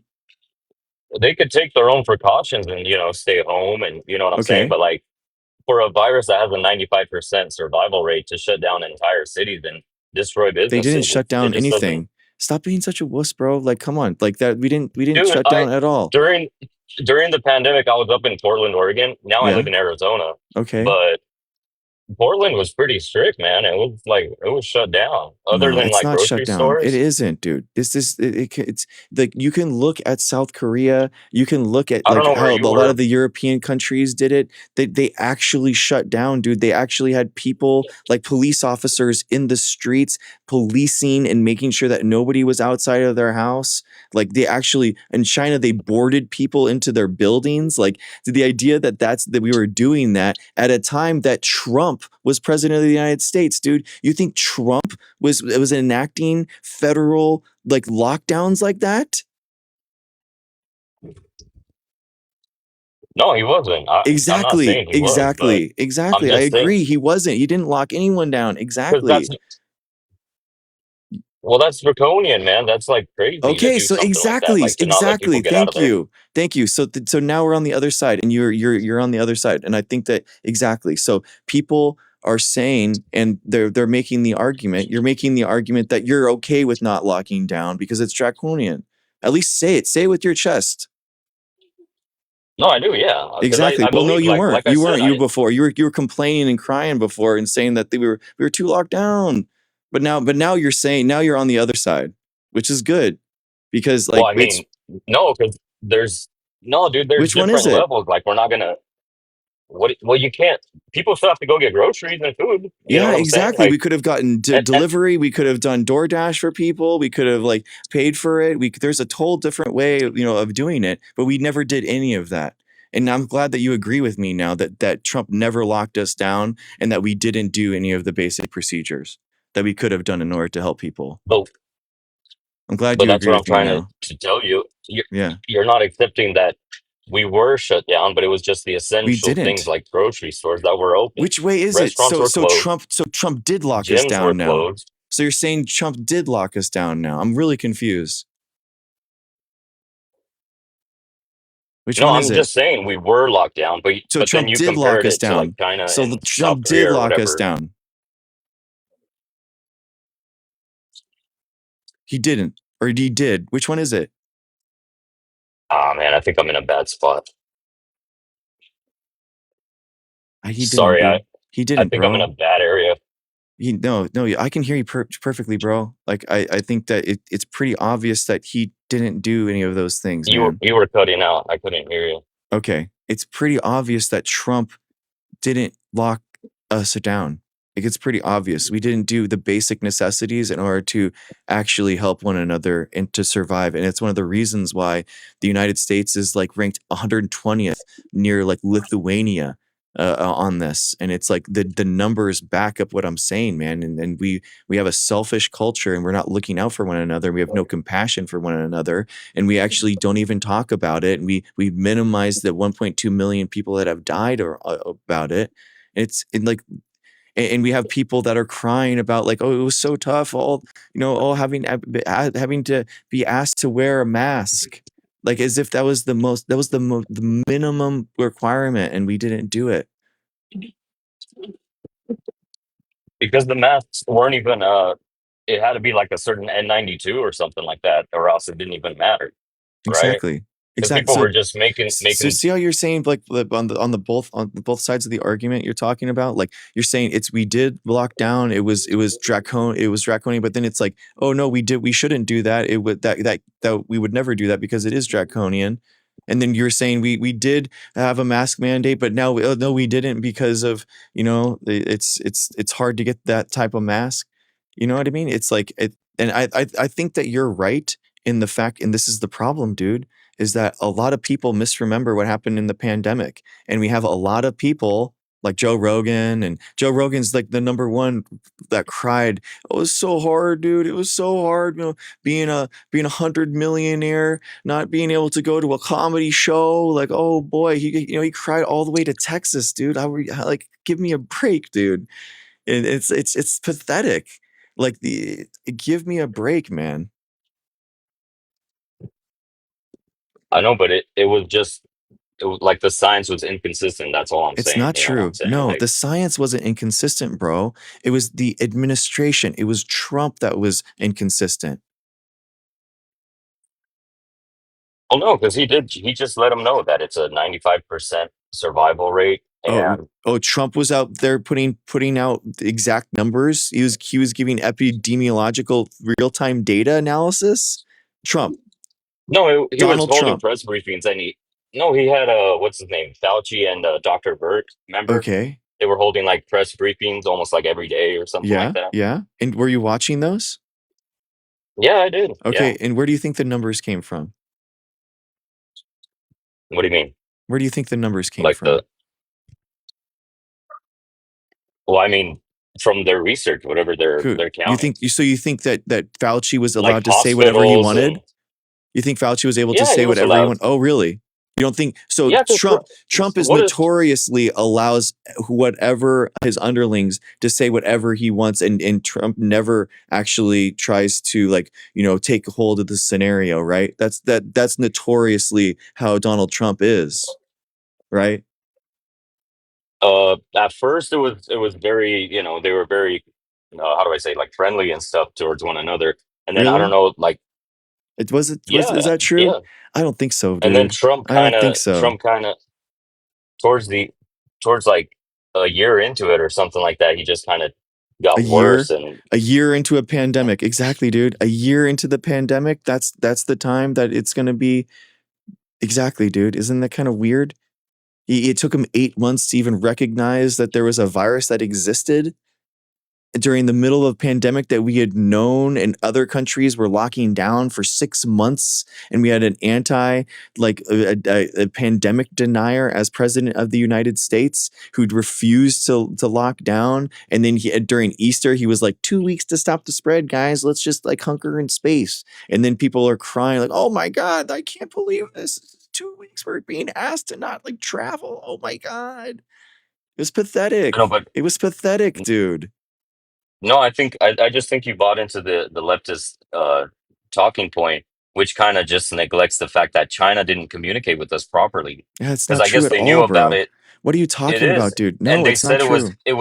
and then they said it was contained only to the Wuhan area, Nope, and it's that not was true. also a lie. Nope. Because it would have started in the fall of 19, right? Correct. Something Yeah, like that's why it's that. called COVID-19. But we know exactly where what came from. We knew it came from But the Wuhan wet market. We know it came from exactly, and December. And so let me tell you what actually happened. well, So no, because let me just finish real quick, because go that's what ahead. I'm trying to say. Like, you guys are blaming Trump for something that China did. China withheld information, and that's all I want to say. You know Okay, what I then mean? that's incorrect. I mean, you can say whatever you want, but that's just not correct. So China, like, gave us you let the WHO come in, and they let the China let the WHO take the blood of the uh, Institute of Virology workers, the researchers, to make sure that there was no antibodies in their blood, which shows that there was no lab leak possible, right? Because if they were infected with SARS-CoV-2, there would be SARS-CoV-2 antibodies in their blood, and that wasn't true. So we know that the lab leak is factually not from the not true. And then the China let the WHO go in to the wet market and they actually sampled stall by stall, and they were actually able to find the raccoon dog and the SARS-CoV-2 genome together, and they were able to find tons of SARS-CoV-2 genomes everywhere. And they're actually able to pinpoint, this is actually really interesting, that there was actually 2 outbreak events at the same place a week apart from one another. So there was an outbreak event, and then 1 week later there was a second outbreak event. So China allowed us to catch all that data, and then on top of that, China actually shared their qPCR primers so that we could detect them, so we could detect the SARS-CoV-2 virus. And then on top of that, they published the genome so that all the information could be readily available and everyone could have it. So you know what Trump does with that? He goes, you know what? Well, we're going to use our own qPCR primers. We're not going to listen to the WHO because we are denying that that even exists. We're going to do our own primer set.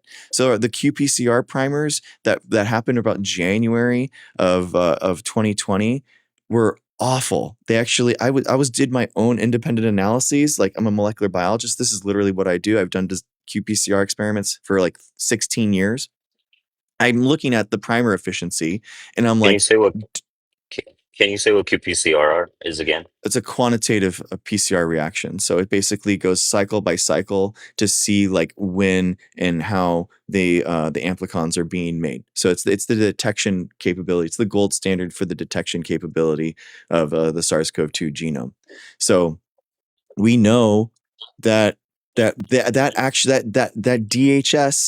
overriding the CDC, not listening to the WHO, led directly to problems with the early detection methods of SARS-CoV-2. So like he did awful things, bro. Like there's actually been papers that studied the ways that the DHS overrode the CDC specifically in the early times of the pandemic, and Donald Trump's actions by himself contributed to the deaths of 300,000 Americans. It's disgusting. Like it's actually like gross negligence. And if we had any respect for ourselves as a country, we would hold these people accountable, but we don't, because Americans don't care about killing other Americans. But I'm a patriot, so that actually really pisses me off. So I don't know. I just can't get over it. No, I know, but I'm saying like America was one of the first countries to lock down after China. No What? one That beat is us not to the true, punch. dude. What are you talking about? How did I'm that does not serious. line up, Nobody. dude? Okay, so when did the lockdown happen? When did the 2 weeks to stop the spread happen? I think it was in February, No, it was right? Easter. It was Easter, bro. 6 No, months. it was.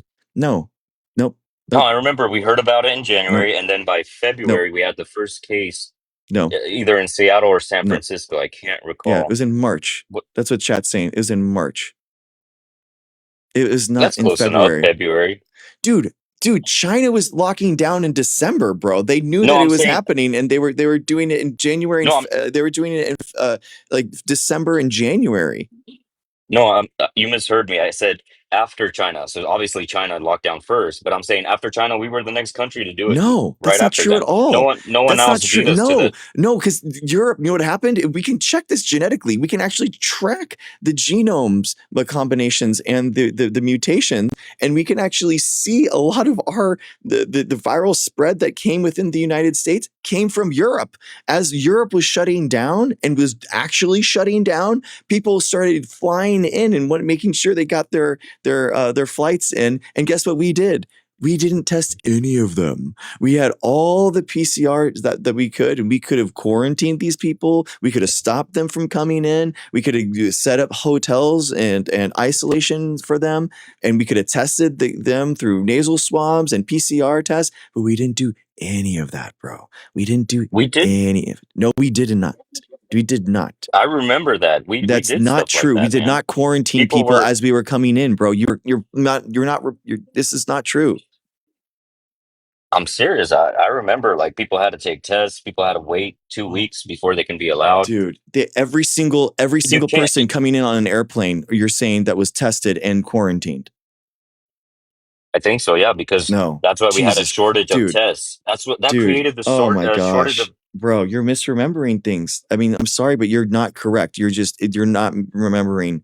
This is because notoriously, again, yeah, the guy at the time, Donald Trump, didn't think that there was a pandemic. So you think that Donald Trump was the person that ordered all of the people to be quarantined and tested? Well, it would be it would be the World Health, the WHO, and then the Oh, so do CDC, you think right? the WHO is going into all of our airports and quarantining Well, no, because Americans? they would work with the TSA hand in Does the hand. You know what I'm saying? TSA, the Like, TSA is quarantining people? What? they would have to test them on the way in. Who else would be testing Are people at you the you airport? seriously think that the TSA was forcibly quarantining and testing every single person that was coming into the United States? You think that that was happening? I don't think they could do every person because it just got crazy after a while. You can't shut out your citizens. I mean, what do you propose? You can't shut them out and be Okay, like, oh, so you don't exactly. return back. So that now your real position comes out, and it's okay, dude. Yeah, just say it with your chest. Don't try to fake what it actually was. Like, just say what you actually believe. Like, yes, dude. Yes, during a public health pandemic, what you do is you quarantine people that are coming in from other countries until you know that they are negative, and you give them hotel stays that are actually locked down so that they can actually stay there and not infect people, and that would Well, have no, helped tourism. us not kill 1 million extra Americans. Well, you could do that with tourists, but you can't do that with native citizens. You can't. You know what I'm saying? Like, Exactly. You're right. There it is. Exactly. That's the what do you selfish mean? nature that killed 1.2 million people. Exactly. Thank you. It's not Exactly. selfish. Yes, it is. When you are making public health decisions that you know in a pandemic that are going to cause community spread and cause mass death, then yes, that is literally selfishness and you are killing people. Yes. I know, but it's you can't. You're already. How do I say? Like, you're just stuck. You can't do anything about it. Like, you can't Absolutely. shut Wait. people out. What? What So, are you gonna do? Like, wait. someone's on vacation in France, and you tell them, "Oh, Yeah. just stay there a month longer." They don't have a Okay. hotel for another month. You know what I'm saying? Like, they You have to just be able to give. come Yeah. back. You let them come back and you quarantine them. And I thought that was happening.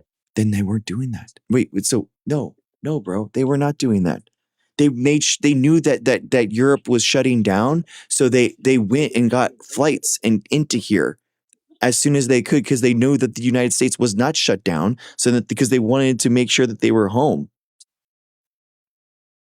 No, but You quarantine again, them, this and this was Jimmy, you all quarantine them in hotels, bro. You put them up. Like, what are you talking this about? was all.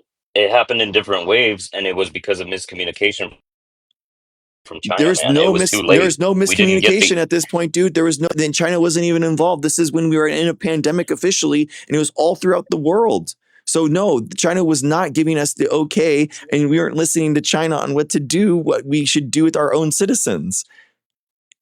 No, they said it was Donald contained Trump to made the decision that it was we. okay for Americans to die, and it was okay for these people to kill one another. And like, I think that that's gross negligence and a huge national security problem. And I think that he should be held accountable. And I think that people need to rectify that if you're spreading misinformation and you're not doing the bare minimum and you're not quarantined during a pandemic, you're helping kill people. You are, by definition. That's why that we are down in like Well, ranked he can. 110th in like per capita deaths by Lithuania. Well, maybe the CDC gave him the wrong stats or something. Because I mean, if you're going to tell What? someone that it's got a 95% survival rate, they're not going to Nobody take it said as such a that. bad. So I no. remember So Trump saying it's going to be gone by the spring because the summer kills it. You know what I mean? because That's how misinformed he was. and exactly, and Trump is a very erudite scholar, famously really knows his stuff. He's really well read, and he's he's immunologist that really understands how coronaviruses work, and we should listen to him. No, Famously. I'm just saying we can't blame him for the Oh, we can't blame him miscommunications. You now. know what? Oh, we can't blame him. He's the victim. Trump is the victim in this. Actually, it's not the 1.2 million Americans that died. It's Trump that's the victim. What do you mean we had Fauci as the leader back then? You know what I'm Fauci's saying? the leader So now. Fauci is the leader of the United no, States, you everyone. know what I'm Fauci saying? has more No, when power it than comes the to the president of the United States, everyone. We found him. We dude, found the actual he president was. of the United States because It's not the Trump is president. notoriously really well known for letting his underlings take No, hold he of a was. scenario. That is very No, well. Fauci. Trump notoriously does that. No, Fauci had that position for like 20 years, bro. You know what I'm saying? Like It's longer than that, he 40. was. But Yeah, and okay, so we wow, listened to so him. exactly. Oh, it So was exactly. It was Fauci that was in charge the entire time. no, I'm just saying somewhere along the line there's miscommunication. That's all I'm saying. No, You know what I'm no, saying? no. It was the science was very clear. The miscommunication. You're right. There was miscommunication, but it was from the president of the United States of America that was Well, pushing disinformation and misinformation about the virus in order because he didn't want people. He wanted to. Do you remember? Kill grandma for the stock market. You remember that? Let grandma die for the stock market. Remember? And then no, now we not at come in. all. Now yeah, that's what Fox News was saying, buddy. That's what they were saying, that we can't lock down, we can't stop our economy, we can't help, kill old people. That's what Well, they were no, saying. they probably want to do herd immunity, which I'm not against. And You know what I'm okay, saying? exactly. And you're not against 1.2 million Americans dying. Exactly. Just say it. Just say that you're okay with it and you're okay with killing Americans. I mean, No, I just can't say that you because my are, yeah, brother had because it. exactly because you can't face the accountability of your actions. No, That's my brother why. had it so bad. He was, in the hospital on oxygen and all that. He almost passed away, man. And he's young. He's like in his early 40s or whatever. Okay, So how did that I happen? can't say something like that. But I'm just saying, Okay. like the older Oh my people God, that are dude. immunocompromised, it's a different story. You know what I'm saying? Like, because it affected everyone different. I don't know why it was so severe for my brother, but for me it was fine. I felt like a sore throat with a little bit of muscle fatigue. You know what I mean? So it just doesn't Because make any sense. exactly because SARS-CoV-2 and COVID-19 are two different things. So you can have SARS-CoV-2 positive in your system and the viral load doesn't get to a point that COVID-19 is triggered. That's the difference, and that's what happens.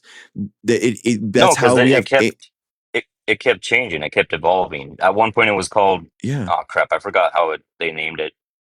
No, no, You know what I mean? no, The name, no, the no. strain or whatever, it The just kept strain did evolving. mutate. The strain Omicron and Delta and all those different things. Yeah, There was because one there's with an so N. yeah, With yeah. an There's a N. ton of different names. Yeah, the mutations happen. Viruses mutate.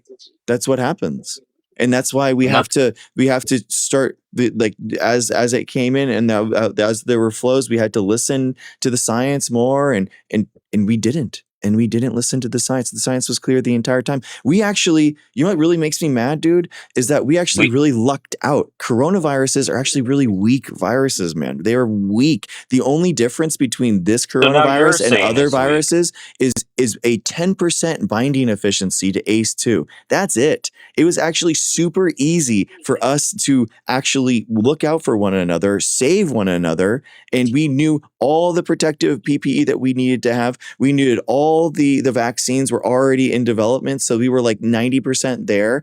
We had all the capabilities and technological advancements in the United States in order to take care of everyone, and we could have been fine, dude.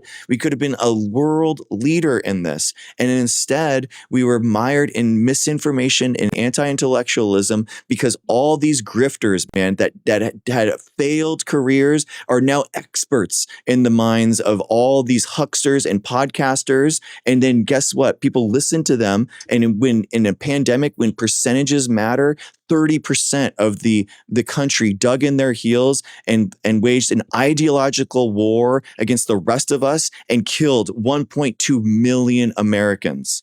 It's disgusting. I would just say I genuinely thought America did a decent job. You know what I You're mean? wrong. You're Like, wrong. You are absolutely wrong. Look it up. Look at COVID-19 deaths per capita by country. Don't listen to me. Don't believe anything that I say. Look it up. Look at how many people have died, and then look at combat deaths of the United I States, don't and think then look it up. I don't think we were number one. I think it was like Yeah, Obviously, it was you're China right. first, and What are you talking about? What deaths for number one for what? death rates due to the virus. I don't think we were doing pretty good. Dude, We were not that bad. no. I mean, No, you're obviously, you can't wrong. compare You're absolutely because wrong. you're saying per capita, but then Per you're going to capita. compare it to like a small little European country. That's not Nope. fair. You know That's what I'm saying? exactly, and that's why I was talking about South Korea, because there's actually a more population That's a density. tiny country. No, Yes, that's a with higher tiny country. population density, so it's actually easier for them to have more per capita deaths. So deaths No, per I'm saying million. So population-wise. deaths per Population-wise. million. You have like, let's see, deaths per million. Here we go. I'll put this in the show notes so you can look at it if you want.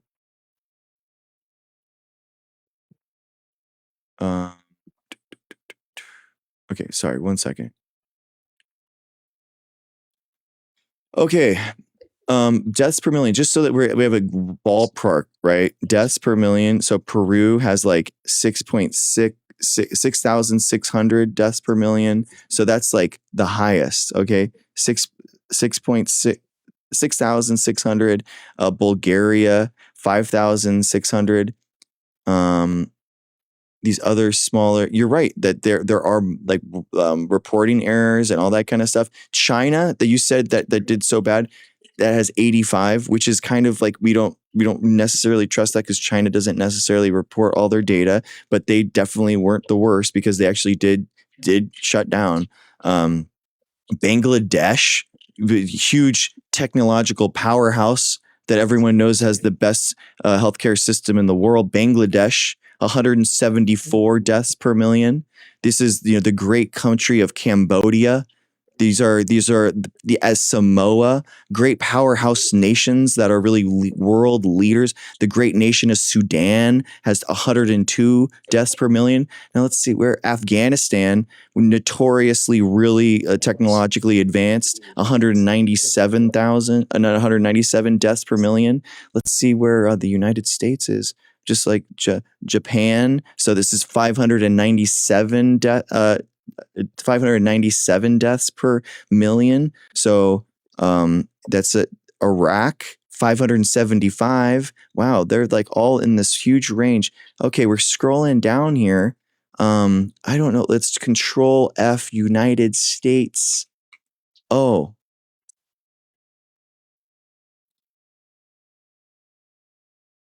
Oh man, what was it? 597 Japan, 3,589 for the United States. Why is it 7 times the amount in the United States versus a small island nation? You ever think about, like, what? Isn't that why? Romania, 3,598.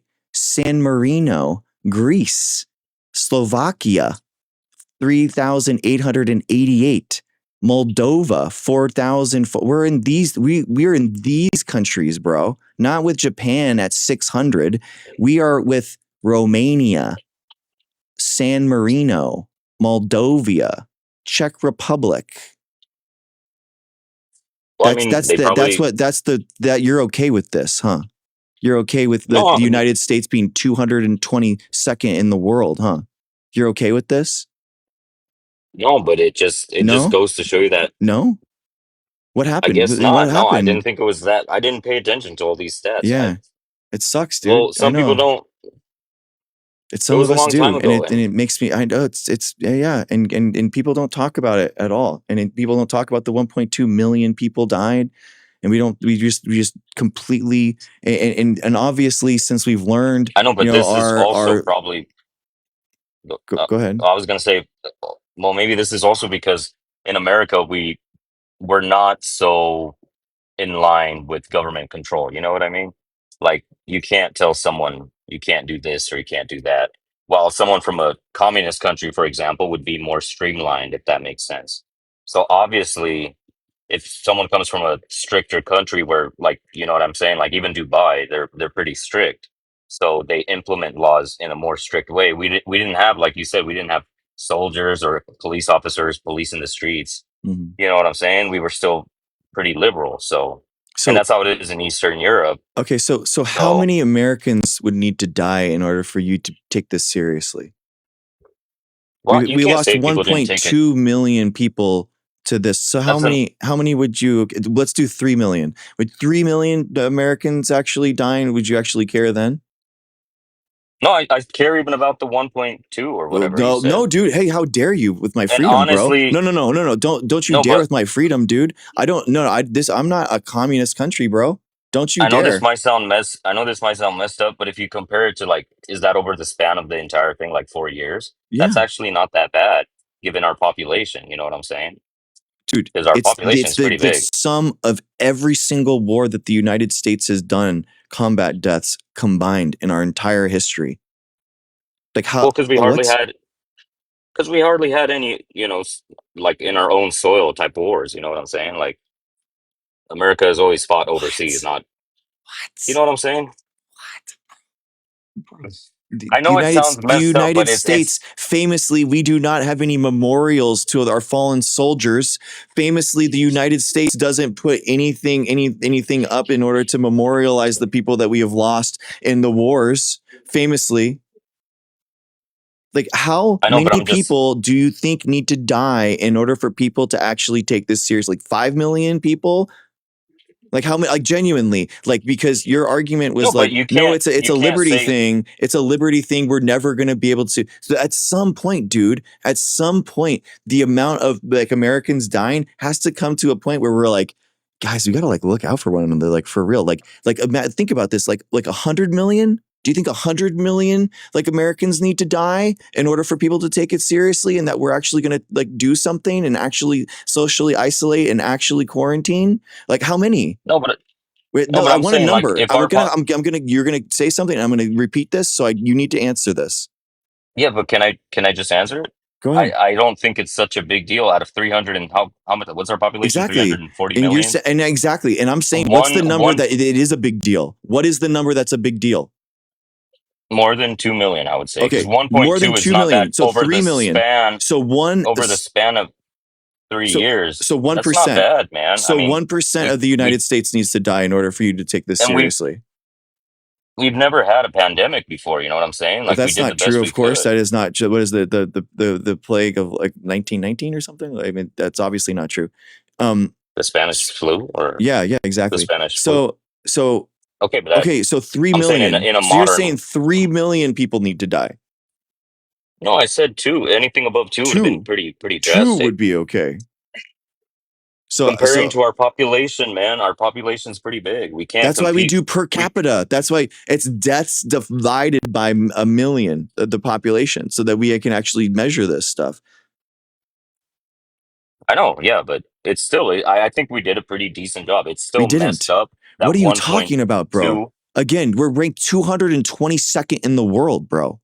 Like, what are you talking about? We think we did okay? 222nd?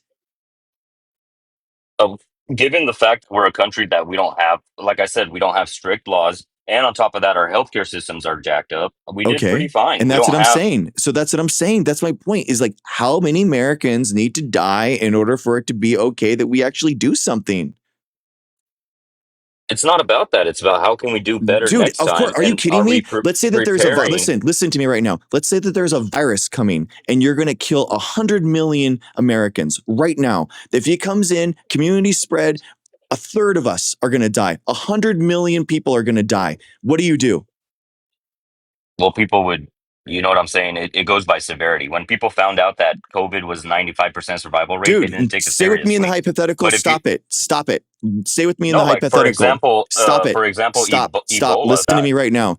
Let's say that there's a virus that comes in right now and we know that a third of people are going to die. What do? We lock down and we take it more strict, but Exactly.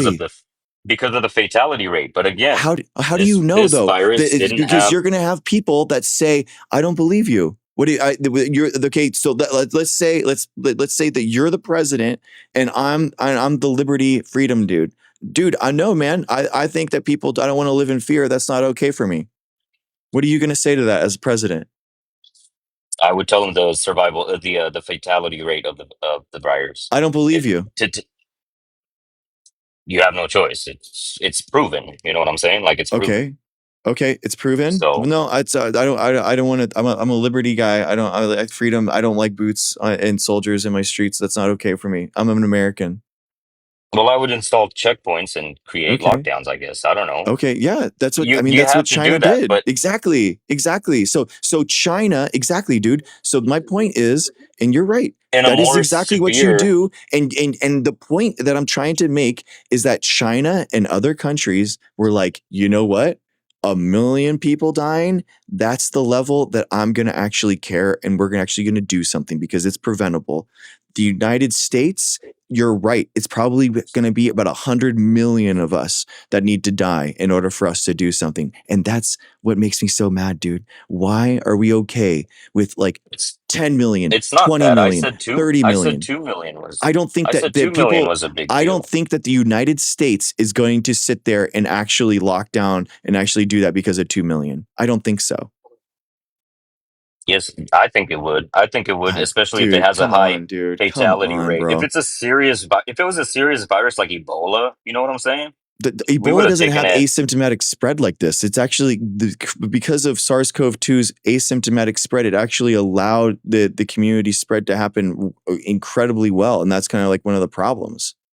Okay, but like in a hypothetical, say Ebola had the Yeah, same spreadability like yeah, COVID, people would exactly. take that stuff seriously Would because they? you would see people, yeah, you would see people convulsing and acting all messed up. You know what I'm saying? Like it was S- different with the coronavirus when people played it down and said it had a 95% survival rate, and then the people who had it would go and tell like because I kind of feel bad for saying this, but I was a person that said, well, I had it and it wasn't that severe, so.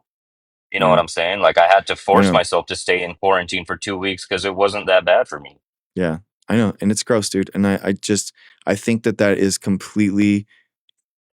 It's gross. I don't know, man. It really makes me so frustrated that people are okay to killing one another when it's so easy that we could actually Well, I prevent mean, things, and it's just. were you locked? Were you locked in? I don't know what state you Yeah, dude, were I in, left the but you house know what I'm 3 saying. times that entire year, man. My wife had just been like, it was either pregnant and we had a baby and we had no idea what it was and there was no vaccine. So yeah, because I care about my family and I don't want to do harm to others. I did actually lock down and I didn't leave my house for 3 times that entire year. And one of those, How's that? two of those times was during my PhD research. And I went to the lab at 2 a.m. so that nobody would be there and I could actually create my algae strains that I spent 2 years creating, and I should just maintain those things, and then I didn't see them for another 4 months, and then I went back and struck them again. So yeah, I don't know, dude. but how is that possible? To in What do you two mean? years to only go out like We because did you have to dog go get walks. groceries. You have to go We get. did dog walks and stuff in the morning. We weren't around anyone. We socially distanced. We took a stroller dog walks every day, and then we had our stuff delivered, and then we wiped them down, and then we stayed inside. I know, but that's probably because you have a house. You know what I mean. You're probably more privileged than other people. But like, say someone lives in a condo up in a building, they have to go in the elevator, the communal space. You know what Mm-hmm. I'm saying? I know. So then you have So to make even more, exactly, bro. And you have to make even more precautions. Exactly. And we didn't do that. And that's the whole point. So we've been talking for an hour. I genuinely appreciate you talking this through me. I please do not take my word for the data. I would love for you to look at the COVID death rates per capita. I really appreciate you.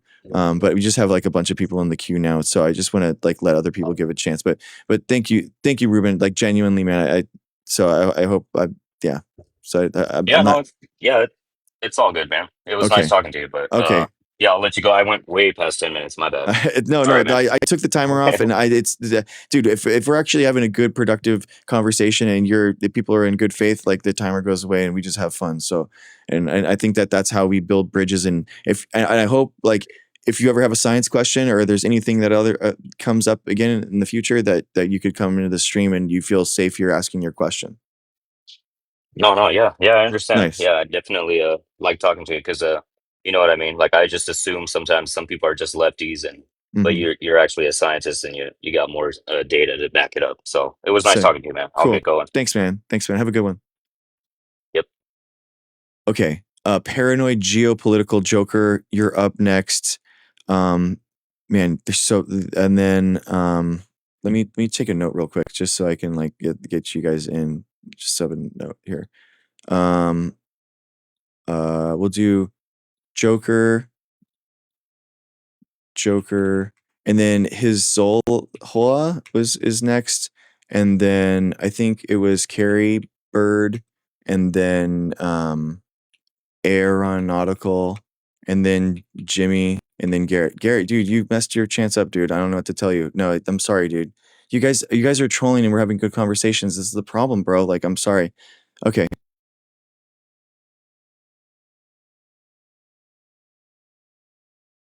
Paranoid Joker. Hey, what's up, man? Hey, how you doing? Good. Yeah, so this is all just my personal opinion. I'm not a doctor and I'm not giving you medical advice. Okay. I never got the C19 vax. Okay. I'm into alternative medicine. Okay. Yeah, did you get the C19 vax? Yeah, everyone. How many? 3 or 4? Oh, more, dude. I was actually getting, before the Yeah. booster was out, I was actually reading the reports of Moderna and Pfizer, and they all showed that the drop off happened at 6 months, but they didn't do the boosters until a year. So then I got a second vaccine card instead of they didn't have it. So I got my own booster at 6 months. So I was getting illegal vaccines. Interesting. Yeah. Yeah. Well, I think there, like I said, I'm into alternative medicine, and even in early 2020, there were several doctors saying there was early treatment Mhm. for C19, such as Dr. Paul Merrick, Dr. Okay. Peter McCullough, Dr. Yeah. Shingara Chetia, Yeah. Dr. Pierre Corey. Yeah. These are all So like do you think? grifters. Okay, so you think Yeah. it's all nonsense? Well, I think that they're grifting and they had failed careers before, and then they You took the think there was no opportunity of the right? pandemic in order Right. to try to establish themselves as a career, in order to push these ideas. Yeah. So you think there was no early treatment? A treatment of what? Well, I could tell you how I treated C19 if you'd like. Well, what was the treatment though? I mean, that's the thing, is that it's like I'm curious. Like, some of them don't agree that there was a virus or that there is a virus. Like, so I'm just curious. Like, what side are we on here? Okay, the reason that we had such a problem in this country was Mhm. because the advice of the medical mainstream, the mainstream medical establishment, was that to come back when you can't breathe and your lips are blue. That's why there was so many people who were unalived. Okay. It was an absolute disgrace. And again, I'm into alternative medicine. I can tell you how I treated it. But there are all sorts of generic prescriptions that are very cheap. Yeah, They this is could have the been used. ivermectin, hydroxychloroquine, Right. like that stuff. Yeah, yeah. It's all Yep, yep. nonsense. None of it was Oh, proven really? through science. Yeah. Okay. So here, I'll tell you how I did it with my alternative treatment. See, I don't like medications. I don't like prescriptions because Okay. doctors made me a lot worse in my life. Okay. Yeah, so I like to think of myself as an autodidactic shaman. Oh, exciting. Yeah, yeah. Okay. So I can tell you my C19 protocol if you'd like. I mean, it's a little out of date, but let's go. How did you test it? How did you figure it out? Well, I listened to a lot of doctors, Mhm. but zinc. No, but like, The how did you figure there's it out, several dude? Because there's 4 stages of a vaccine development, so I just want to make sure that you're doing the same level of stages that the vaccines actually go through. So, what are the stages that you went through? Okay. There's several dimensions, but Okay. the first step is to neutralize viral replication. And the way I did that was with Okay. zinc. And Hmm. but zinc, what is needed is a zinc ionosphere. And Okay. the way I did that was with green tea, right? And quercetin. So and what's key How is that is getting into the cell to stop the cellular transcription? because zinc has to be absorbed with it doesn't just absorb by itself. Okay. So the natural way like that I do the zinc ionosphere is green tea and quercetin. No, but like Now, how is no no but now how is it actually stopping the hydroxychloroquine molecular and mechanism of the ivermectin. transcription event? Like how is it actually what's the molecular mechanism? I don't fucking know. I just know Well, how to treat. you're stopping transcription, bro. This is your first stage of you're combating all of medical science, and this is it. This is what I'm listening to you, and I'm wondering how I'm a molecular biologist. I do transcription every day, and I'm just wondering how are you stopping it from happening? You're specifically choosing zinc and green tea. So how are Yes. you actually doing it? Yeah, the green tea allows the zinc to get in the cell. Okay, so into the cell. Okay, and how is that Yes. stopping the transcription event from happening? Dude, do you want me to tell you the way this is the way this We're is at step done? one, bro. We're at step one of your stage of your idea on this is how medical science works. And I'm following you, and I'm A zinc wondering how ionophore. A how zinc is the ionophore in green ionosphere like tea inner and okay quercetin. It allows okay the so zinc to this is be what I'm absorbed this in the is okay cell. dude, this is what I'm looking for here. This is what I'm looking. This is how you actually stop transcription. You actually bind to like the RNA element with another nucleotide to do like an RNA interference thing, or you could use like a CRISPR technology to use the cut at the specific site so that it creates a double-stranded break, so then it doesn't do transcription anymore. Like this is the level that we need to be at, bro. We're doing like molecular biology here. And so like just adding green tea and giving it the cell a green tea You bath think? isn't actually going to do anything, bro. Like what do you You think is think? actually happening? Okay. Do you think that what is the origin of C19? Is it bio? Is it from a lab or is it natural? It's a natural zoonotic No, transmission event. no, Oh no. don't Lab damn. Oh, that's it. bioweapon. All right. Thanks for clearing it up for us, guys. That was a really good live. I'm glad that everyone was here. We got the answer that we needed, and it Tell you was the rest of the that was really treatment if you good. like. What? I mean, you're so good with the I can transcription tell event you thing. Well, I mean, from you're so good. I mean, wait. I'm sorry. The guy that didn't understand transcription, guys, is going to tell us what population genetics is. We're all locked in. We're all locked in, everyone. anti-inflammatory, Those are two anticoagulants, words. Those definitely are two antihistamines, words, and you just said them. antioxidants. That's another two words. Are we just That's the ad libbing? treatment for What's it? What is this C19. translation? What are we doing next? You said zinc. Are we going to do lithium next, or is that what words are we using? Oh, I actually use Ad lithium. libs, Yeah, lithium DNA. ortate. I use that. Lithium ortate. Okay, Yeah. hydroxy. Ooh, a hydroxy nucleotide. Ooh, that'd be No, good you because you're said trying to stop. lithium. Oh, your Lithium lithium. ortate. Yeah, Oh, lithium the ortate. silver nitrate. Is that what another one that you guys do? Yeah, yeah. How about turmeric? Ginger So let's just say so again, with you black have pepper? discounted all of medical science, and Oh, because you have no idea what's actually happening. You can't even describe what transcription is. You don't even know how the molecular mechanism actually do works. only prescriptions work? Or are there alternative methods? Why are you popcorning? You've gone from one issue got blown out on, went to population genetics and got blown out on. Don't you want to minimize the amount of times that you get rung through the what's happening here, dude? Like stop yourself. Are you familiar with Uttar Pradesh in India? No. Why would I be? Right. Because there were early treatments available and it was suppressed. So what? I'm telling you how to treat C19. Dude, you couldn't understand the first step of what your own stuff does. How are you explaining me how anything works? Neutralize viral replication. Okay, how does that happen? I told you zinc and a zinc ionosphere. No. Okay, zinc ionosphere is how is that going to interrupt DNA the transcription event or a translation event? Because I mean, like it's an RNA virus, so you're actually just translating. You're putting an RNA molecule in there, and it's being translated to a protein. Like, what is how is this actually happening? I'm just telling you how to treat it. You're not though. You're just saying popcorning words. You don't actually understand how they work. I'll tell you the ideal. The ideal is to actually start treating when maybe a family member gets sick before symptoms are even present. And then it's like It's Oh. it's so much more money. Oh, it's a subscription based thing. Yeah, of course. You just like buy this Zinc ionosphere as a monthly subscription service. Yeah, that's a great idea.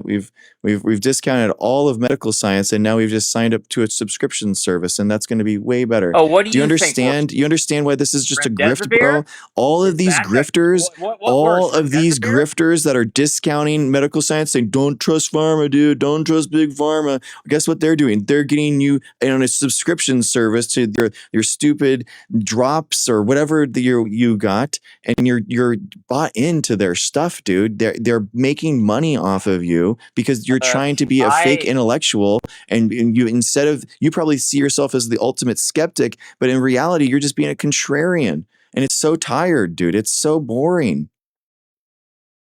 I believed in doctors when I was in my 20s. I really did. Okay, But they made me a lot worse. you've already said that. You're looping. And that's why I found alternative methods for other ailments. If you'd like me to tell you about them, I can tell Bro, you how you to don't, treat. bro, you don't understand the first mechanism of the first thing that you talked about, and we were actually talking about the molecular biology, and we were going in on it, and you had no idea what was going on. Results.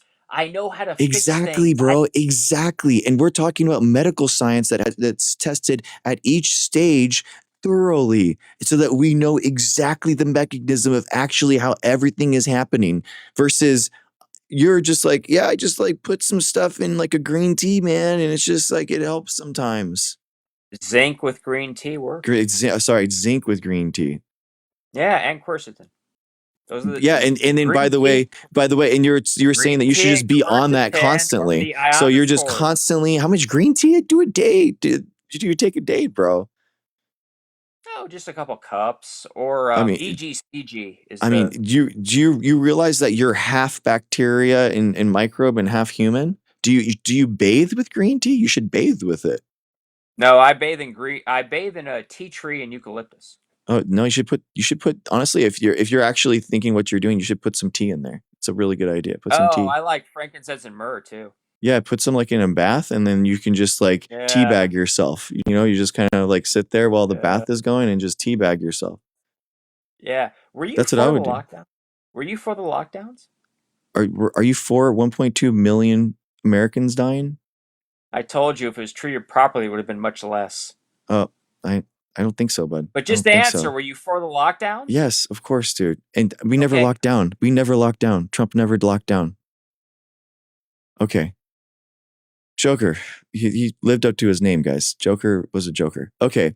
His Zola. Hi, Hizo. How's it going? Sorry, the font. I'm pronouncing it correctly. Oh, it doesn't matter. It's just like a character's name. Okay, how's it going, man? What up? Wait, so I'd be like seeing your lives, and you're just like debating people on science? Well, I mean, it's whatever. I'm a scientist. You can ask me whatever you want. We can talk about whatever you want, dude. Oh, what are your thoughts on like peptides? I mean, it's kind of like the hotness that everyone goes with right now. I mean, especially if you have like a tear or something like that, you know, that's really acute. Like, it probably is a good idea. It's pretty expensive. If you have the money, you might as well, you know, try it and see what happens. Even like the ones that aren't available to the public?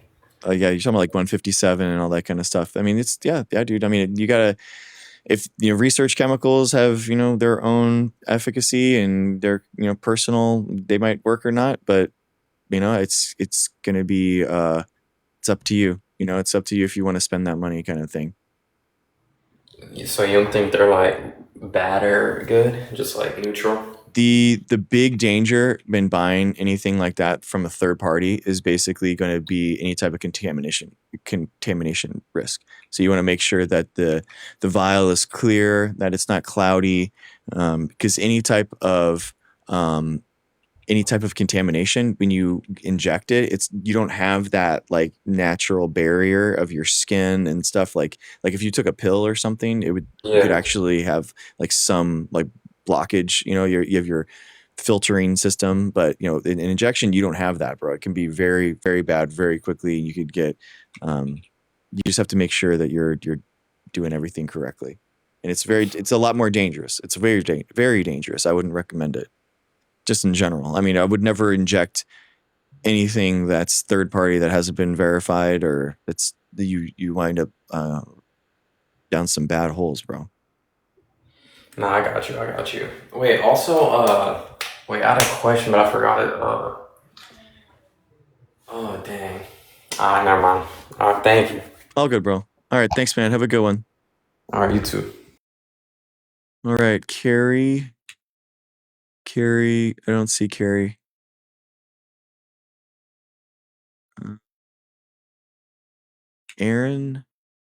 Aeronautical. Aeronautical, how's it going?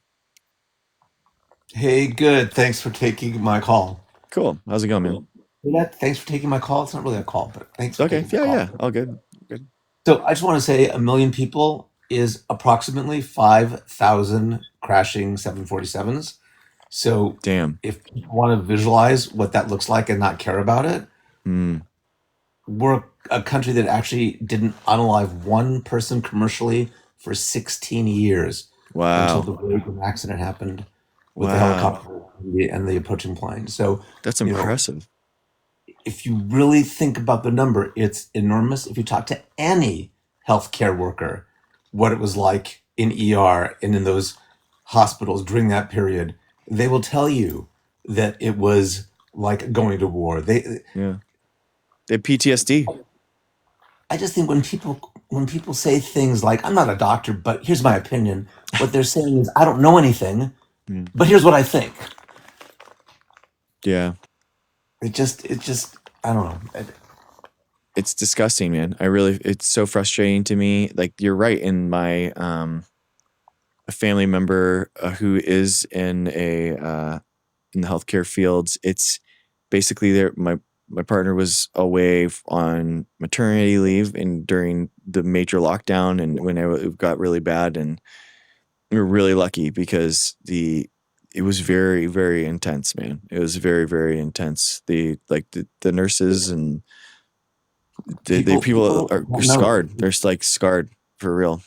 If you weren't living at the epicenter, or if you didn't have a family member you couldn't even speak with because you couldn't see them. Mm-hmm. I think I just want to say that, all of us, this goes for everybody, before you say something, why not take some time to actually educate yourself so that what you have to say has merit? Yeah. I don't get it. Yeah, I don't think it's social media pushes us in a place where people feel like they have to be experts on everything. Everyone has to have a take, and it has to be like, as soon as it happens, you got to know how you stand, and you don't have to. That's not true. You can just say I don't know, or listen to. I don't know enough. Mm-hmm. That's totally okay. I think we should normalize people saying I don't know, and that's a perfectly rational response, actually. We do know that bleach did not help COVID, and I know it's crazy. I mean, I guess a coronavirus would be like ethanol would, right? Because it desiccates it. You mean if it's sitting on the pavement somewhere and you pour on top of it? Like a 70% ethanol spray, I guess is what I'm thinking for my in the lab. That's what we use in order to dry out and desiccate microbes, but I don't know if that would work for a coronavirus. We recently found at JPL in their clean rooms, not so clean. It's really hard to get anything. Dang. Thank you. Anyway, those are my comments. I'm not oppositional, so we should let somebody. No, dude. No, this is your time too, man. Whatever you want to talk about, I totally agree with you. And it's it's a story that people have kind of written off, and we've created this false narrative, man, where now people legitimately think that the United States was under serious lockdown or something, but we weren't. And or that Fauci was the one that was running the show, and it's Donald Trump was the president of the United States. You really think that he was going to let Fauci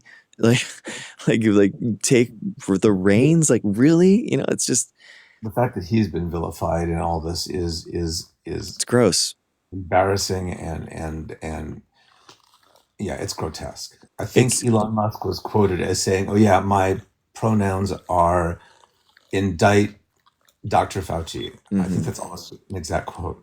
He's done nothing wrong. He did nothing wrong. Like there was, I will say at the very beginning, he did say, and there was a 60 Minutes interview, and he did say that like masks can actually make you more sick because you can touch them and you can actually introduce more viral particles to your face.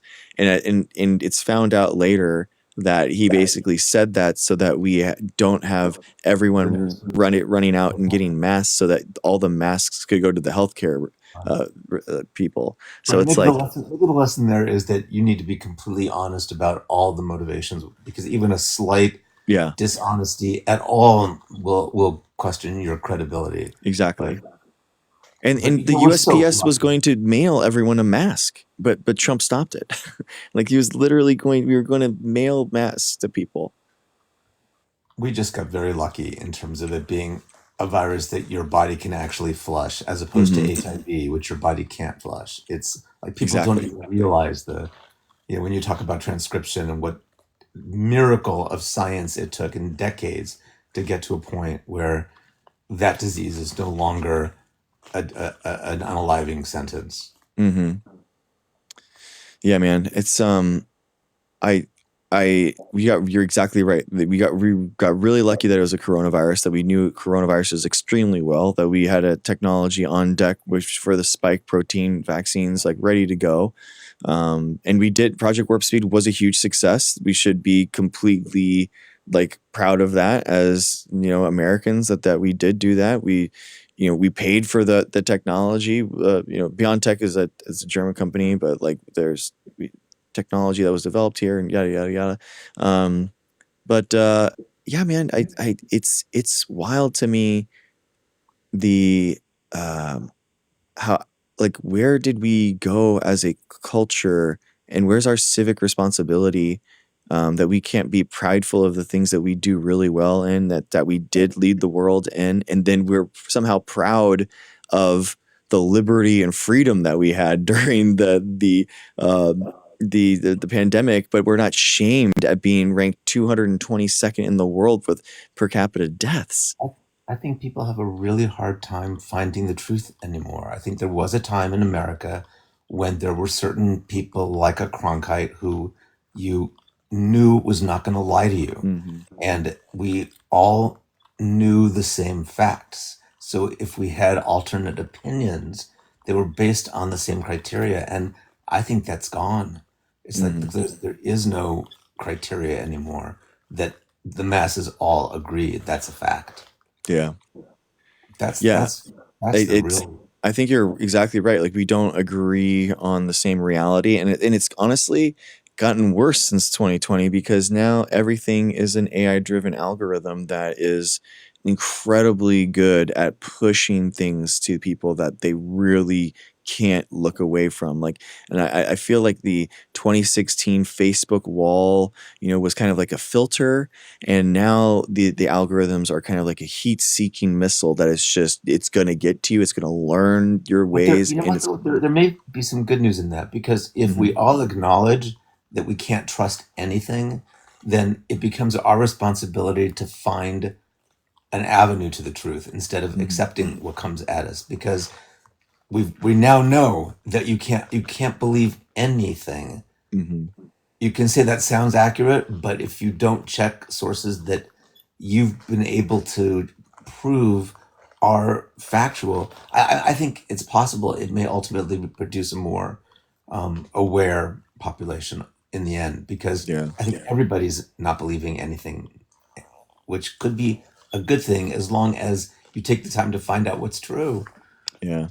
It was really frustrating, like, reading the CDC reports and stuff, and they would be talking about publications and like the viral load thing, where it was repeated that the vaccine didn't stop community spread, and it did. And if your viral load was low enough and your antibodies were large enough, then yes, it did prevent you from having community spread. But then it got released that it didn't, and I looked at the paper, and it was like a preprint. And I'm like, why would we possibly allow that type of information get out, to get out on a preprint paper when it was like it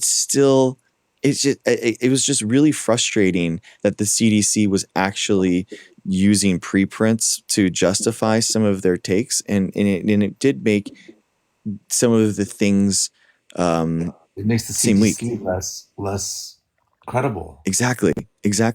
And when it did make like definitive statements, it was like masks are never coming back, and then the week after it was like masks are on again, and you're like, when would masks off ever be okay in a pandemic? Like, when would that ever be something that you recommended? It just blows my mind.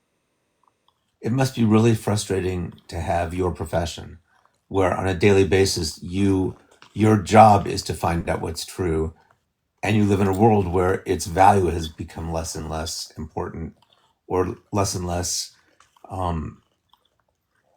incorporated into how we live our lives and improve our lives. Yeah, I mean, well, I'm not a medical doctor. I'm a PhD scientist, so I do agree that, like, thankfully, I don't have to deal with like the public and their health care, directly. But I mean, I do feel like it's the same attacks. The same attacks on institutional science are the same ones like going after institutional medicine knowledge, and it's come to this weird point where it's like I do feel weird like defending big pharma companies, because I do feel like there's perverse like profit incentives, and I do think that they can push things like the opioid crisis, and I do think that there's problems there. But are you defending them, or are you defending the truth that they happen to be part of? Exactly. And that's what happens, right? And it's like they can be right, but they can do these other bad things, and they're not wrapped up in this global conspiracy, and that's what's frustrating, is that defending institutional knowledge gets you wrapped up in like how people look like they're defending these big pharma companies, and it's quantify it or qualify it before you say it. Exactly. I'm not a person who's like, you have to almost do a preamble. Like if I actually got money every time someone called me a big pharma shill, like I would act like I might be a big pharma shill because I would be paid so rich. So it's like, and it's like for doing nothing other than being like, yeah, dude, yeah, there's enough companies in the world that like if there were graphene sheets in the vaccines, someone would have done a spectrophotometer reading to know that. Yeah, there would have been something there. Like there is some power in how many pharmaceutical companies there are, and that they're out to eat each other's lunch, But dude, thank you so much for getting on here and talking to me. I really appreciate you. On the moon, because we had a competitor who, if we didn't land on the moon, would have been more than happy to have pointed it out to the world over and over again. Exactly, man. Yeah, it's people are exactly, man. Thank you. Yeah, dude, thank you. I appreciate you coming on. All right, so Emo Giggles is gone. Slonga Tank gone. Nighttime Energy. Oh, sorry, Emo Giggles. I'll get you next, okay? Hi, Nighttime Energy. How's it going? It's all right. So you're a scientist. Correct. Okay. Do you know anything about Chinese culture, their history, or what's going on over there, or the history with the CCP? Why don't you tell me what you mean? I mean, have you studied the Chinese history, the CCP, and all that jazz? No, not really. Do you know anything about their demographic numbers, like, or what was actually going on over in China during 2020 and afterwards? Okay, so is this about like the lockdowns, or are you talking about the origins of SARS-CoV-2? I'm talking about, you're just saying that America was bad because we allowed over a million people to go online because of freedom, right? Yeah. Okay, that's your argument. But the Chinese, the CCP, are heroes for what they did to their own population during 2020 and after? Yes or no?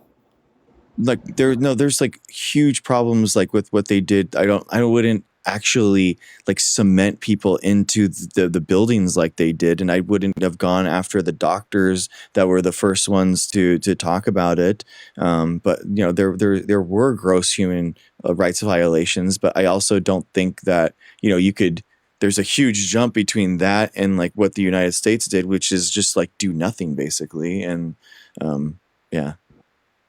I mean, so to have a really educated summary, let me get this straight, you have not studied Chinese history of the CCP, their demographics, what they've done to their people over the years. I was talking to the people, okay, in 2020. I was watching the videos every night for hours on it. I was talking to the Chinese people, okay, and what they were suffering and what they were going through, okay, and I spent the last 5 years studying this in depth, okay. Okay. And I respect your scientific knowledge and what you know, but that doesn't make you an expert on Chinese demographic numbers or what those people were going through over there. What they were actually living and being put through, even today, that's happening to those people, and what they're and the CCP is doing to them. It's like, I don't know. I don't think you really should be talking about a subject that I'm gonna paraphrase. I think you need to be more educated on. If you're gonna say that the United States was so bad, our response was so bad, maybe you need to get more in depth to what happened in China in 2020 and after. A lot of those people in the CCP lies about everything. Yeah, they didn't report all their deaths. Yeah, for sure. Yeah, you're right. Anything that comes out of that government's mouth. Okay, I'll give you an example. I love population numbers. I'm deeply into. I'm autodidact into population numbers, demographics. That's my forte. I really love it, and I got pulled into other subjects, and I was just getting into the subject when COVID hit, right? So, anyways, going by their official numbers, their population should be at 1.1 billion. But I'm going to assume that you don't know that much about China versus India. And the reason that they bumped up their numbers to 1.4 billion, because they were in competition for power and the world stage with India, right? Okay, but okay. So, have you interviewed healthcare workers in the United States? No. Did you listen to the Aaron guy that was like right before you? I was seeing what's happening, and I've talked to a couple of people, but that's not really my concern. I'm more my more obsession was more with what's happening in China, because that was the ground zero for what was happening, and still happening to this day. I guess I'm American, so I guess I'm like that. Like I guess I'm just American brained, So I'm just a simple man. So I talked to healthcare workers here, and it was awful, and there was a lot of people that died, and you can talk to all the families that died here, and I can tell you that like it's probably going to be worse to talk to those 1.2 million families versus how hard it was to be locked into a room by the Chinese government, right? I mean, at least you're being let out with the Chinese government, but on the people on our side, they're not getting out, right? They're dying. So that's the problem. It's like I would rather have a civil rights violation for a couple of weeks and die, right? But so were the Chinese were croaking too. Like they were, but not at the levels that we were. Yeah, they were, and that's the point. They were hiding the numbers, and the CCP is what's saying. They lie about everything. If you study their crematoriums of the Chinese since 2020, I would suggest you really look into that, because that really highlights the videos. People. I saw the videos. I was talking to those people, and the lines of bodies in the hospitals, like that's proof. like 24 hours, they were burning bodies. The increase went up after 2020, 74%, 75. Like they probably opened up hundreds of more crematoriums across China since 2020. So it isn't just from I'm gonna assume it's probably from COVID, but since they lie and cover about everything, the CCP will never have the actual facts or the truth. Okay, so based off of your studying of China and how they handled SARS, the COVID pandemic, like what do you think that the United States should have done? What I think we should have done? Mm-hmm. I think that instead of forcing people, like over in Asia, they've been wearing the mask for a long time. If someone's sick, because they care about their fellow citizen. Like in China, in Japan and whatnot. So it's more of in America, it's a cultural thing. It's like we're so individualized. We only care about ourselves. And over there, it's like, if they're sick or whatever, they'll put on the mask. Not for themselves, also for themselves. But we need a cultural shift. We didn't need the government coming in. We needed more of a culture shift. I agree with you. I wish the culture, it was different in the United States. I completely agree. Because it is sad. It is. I'm with you. I mean, like, it's a fine line between, freedom and civil liberties and individual rights to, hey, a lot of people are getting hurt, like, where is that fine line? Yeah. It starts with, like, hand washing. Exactly. I was a teenager when the AIDS thing was going on. And I was a kid in the 80s, but, in the 90s, they were, pushing, use safer sexual, condoms and stuff. There was a cultural awareness. Like TLC, one of the rappers, she had a condom in her left eye, to promote safer, it's a culture shift. And that's what we needed. You guys need to educate yourself.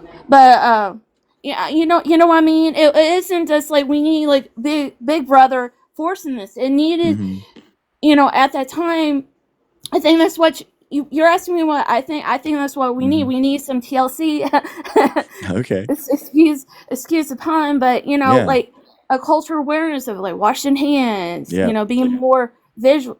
If you're sick, maybe stay home or. Do you think that the whatnot. United States should have like been masking more often, like those other countries that you were talking about? I think that we need more information about the masks. I think people need to replace them more. I think that in my personal opinion, I think that we needed to talk about not just masking, but the dirty masks.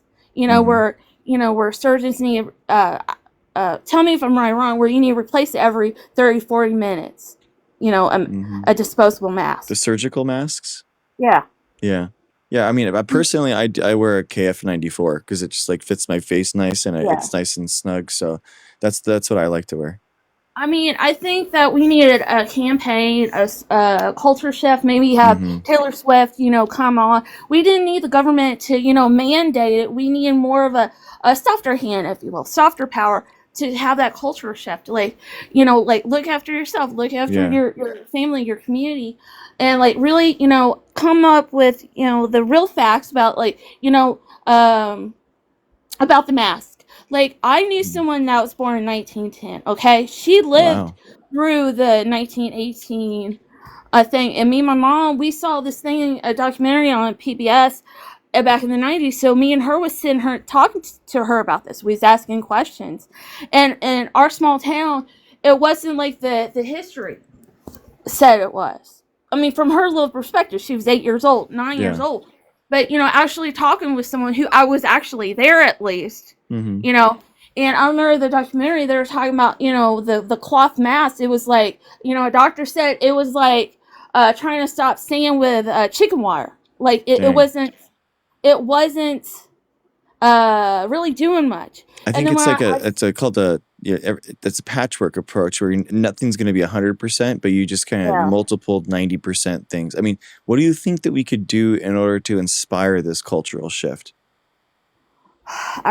Like, and I was just saying, like, maybe Taylor Swift, that's just Like an celebrities example. and stuff. Yeah, I Okay. think instead of, like, fear mongering and stuff, kind of replicate the condoms with AIDS thing in the Okay. 90s, to make it cool, more Okay. acceptable. A Nice. soft hand, instead of the fists and the over government reach, as some people call it. Yeah. We needed that softer approach.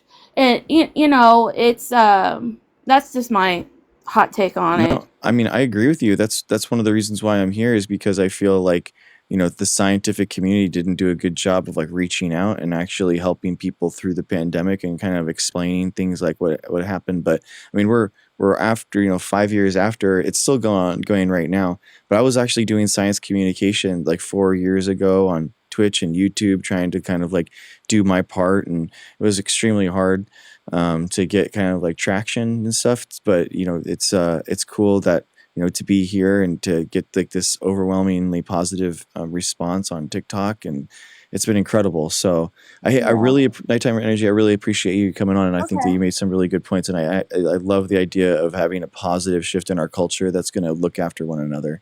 Yeah, it's, a softer hand. I was just Yeah. saying, I think the best example we had was the AIDS condom, pushing Mhm. that out, the magazines, MTV, Yeah. TLC, and all that jazz. I think we needed that more approach since, after 2012, and it hasn't happened. Honestly, we need to bring that back too. Cool. Wrap Alrighty. it up, keep it safe, guys, is all I gotta say. Nice. I like it. That's a great thing to end on. All right. Thank you, Nighttime Energy. Have a good night, okay? All right, you too. Bye. Okay, Emo Giggles, you're next. And then Francois, and then Goat, and then Legendary.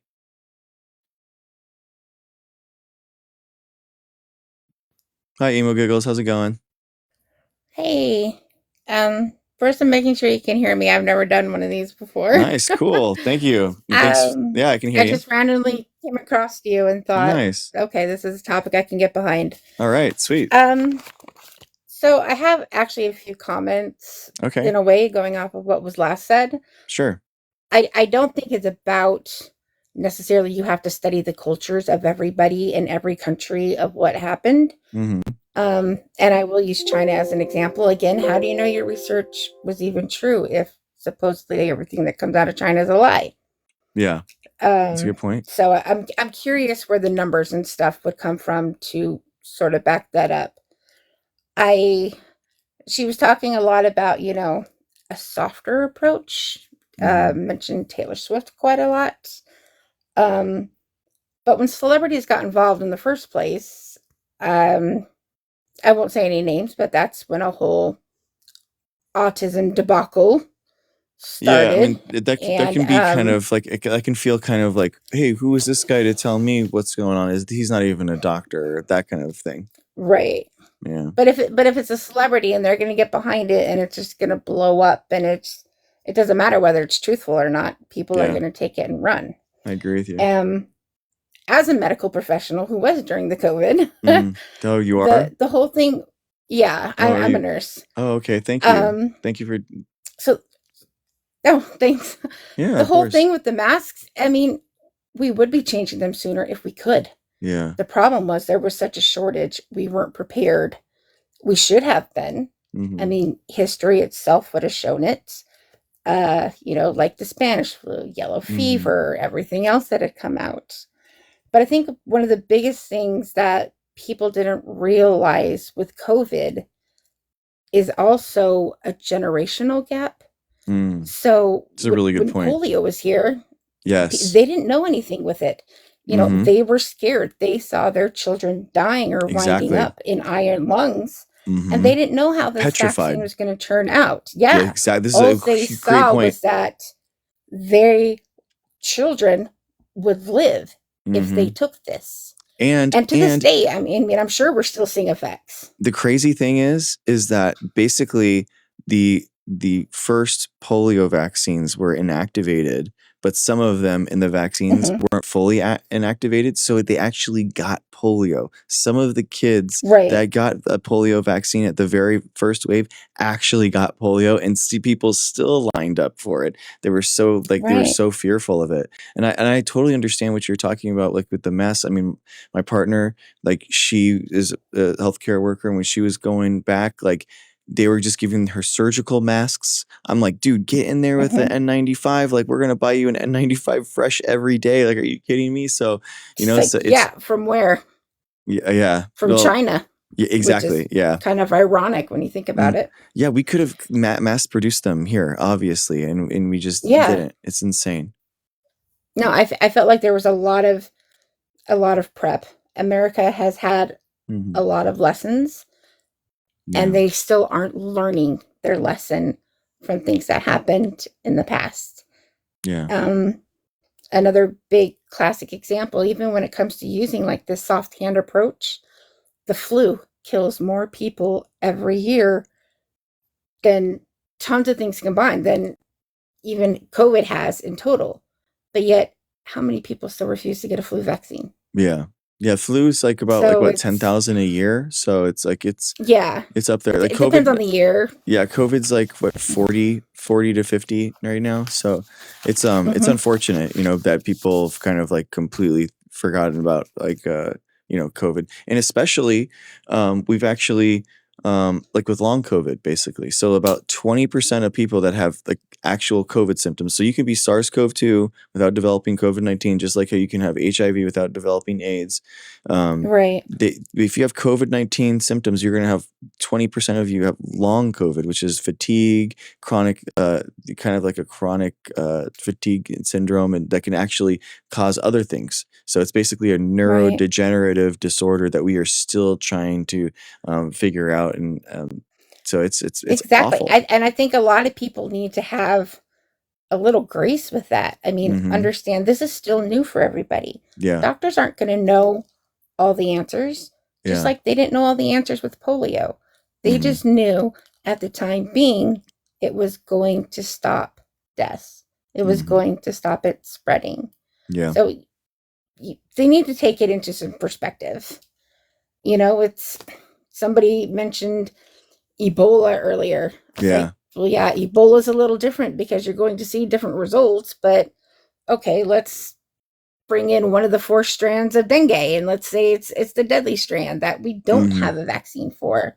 Yeah. You know? Yeah, you Would basically that make a die difference? so quickly with Ebola that it really isn't a problem. You have to really contact the corpses of people in order for it to be a problem. And the thing with SARS-CoV-2 is really the asymptomatic spread. That is the thing that really makes a difference. So you have a large enough viral load that you can spread it through, you know, Without even knowing. exactly. So you have no symptoms, you have no COVID-19 symptoms, but you have enough viral load that you can spread it to the other person. So I think that's kind of one of the problems, is that we've kind of interchanged SARS-CoV-2 and COVID-19. So that's why I distinctly try to always, when I'm referencing the disease, I'm talking about COVID-19. When I'm talking about the virus, I'm talking about SARS-CoV-2, because that is the key. Like, you can be SARS-CoV-2 positive and still not develop COVID-19.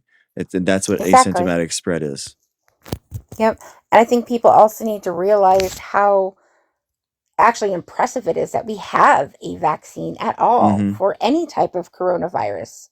It is. You know, it's cool. We don't have it for MERS. We don't have it for, you know, other stuff that could be worse. So again, the biggest thing I can think of is the polio, and how many people back in 1918 would have, excuse the expression, you know, given their left toe for that vaccine. I mean, and here people are just like true. refusing it. They lived the especially because it was so sudden, so severe. Like, the kids would just say, "Mommy, Daddy, my legs are tingling," and it's like, "Oh no, I can't believe this is happening." They can't breathe. So it's like, and we live in a world that is, the vaccines are so good that we are basically free of communicable diseases. We don't go to concerts thinking like, oh my gosh, is there measles here or something? Like we don't have that problem because their vaccines are so successful. And even the Right. SARS, even the COVID vaccine, it was 95% efficacy when the normal Yeah. flu vaccine is 60 to 70%. So it's like the first COVID vaccine was incredible. If we actually had 95% of the United States get it, we could have prevented so many deaths. Hundreds of thousands of people Oh yeah. did not need to die.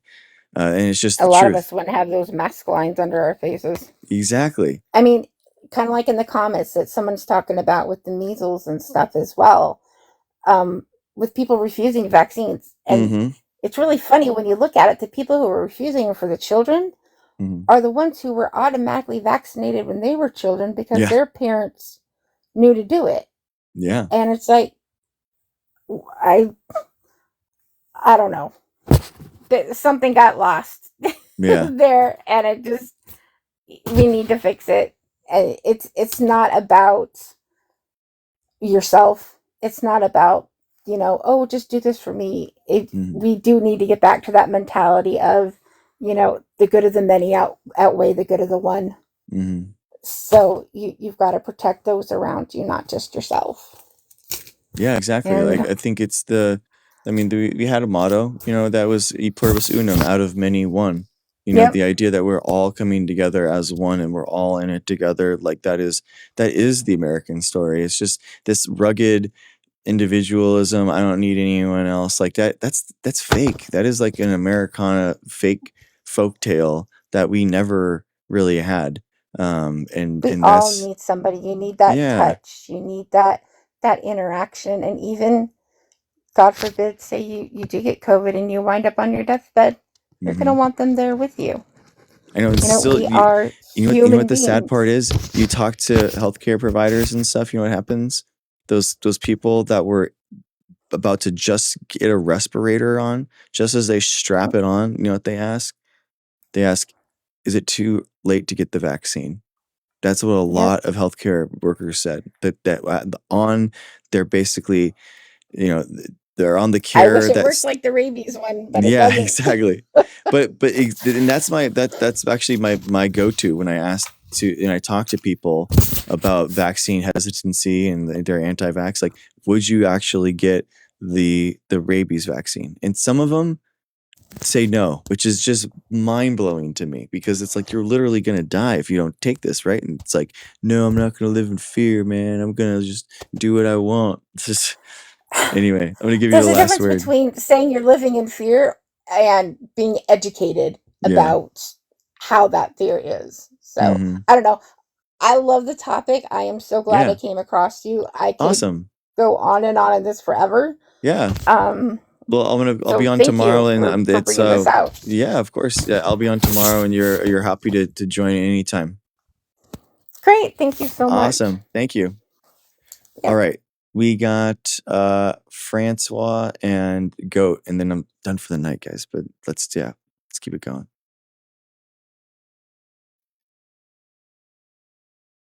Francois, hit accept. Hello, how's it going? Good, you? Good. Was that woman like a nurse? Yeah, she said she was a nurse. What was she a nurse during the COVID? Mm-hmm. That's what important. Like she know, like I know, like you have a PhD, but you're not a medical doctor. She's Correct. seen it. Right? Yeah. She's seen it. You haven't seen it. You were reading with me, and I think she should have her own platform because that's the thing, right? She was there, and the thing happened where I lived. I'm not say where I live, but let's say I live in North America. Mm-hmm. A lot of doctors and nurses they left. Mm. A lot of elderly people were left alone because people were so scared. Yeah. And that was the big problem. And the thing, I think the biggest problem with the COVID is the fear of COVID. Yeah. And since people were so scared, elderly people were left alone. Brave nurse, brave doctors went to go there They didn't know how hard it was going to be. They didn't know in 2020, 2020. By 2001, we know it's not the greatest thing. It was not the Spanish flu. Yeah. We knew that, right? But the thing is that the when they started to say stay in your home, don't leave out, people start drinking, people start doing drugs, got depressed, and that's people forget about that the restrictions Yeah. cause a lot of death. And I know you're not a medical doctor, but if you search it, you could see depression, alcoholism. It went very, very, very, very, very, very, very high. Can we agree on that? Yeah, it did. Yeah, for sure. So what would you do if it happened again? Say stay in your home, because the mask didn't really work as well. Because the thing is, the mask, you always play with your mask, and then it's in your hand. So where I lived in North America, they said like, yeah, the mask could be an issue because you're gonna play with it. You're gonna, and you're not always gonna use the same mask. And people are like she said it in China. Yeah, the girl before in CPP, they learned that, but in North America, we don't learn that. We don't play like that. So that's a big issue that happened in North America, and we don't know how to wear a mask. And basically, wearing a mask was not really helping because you would always play with your mask. Would you agree on that?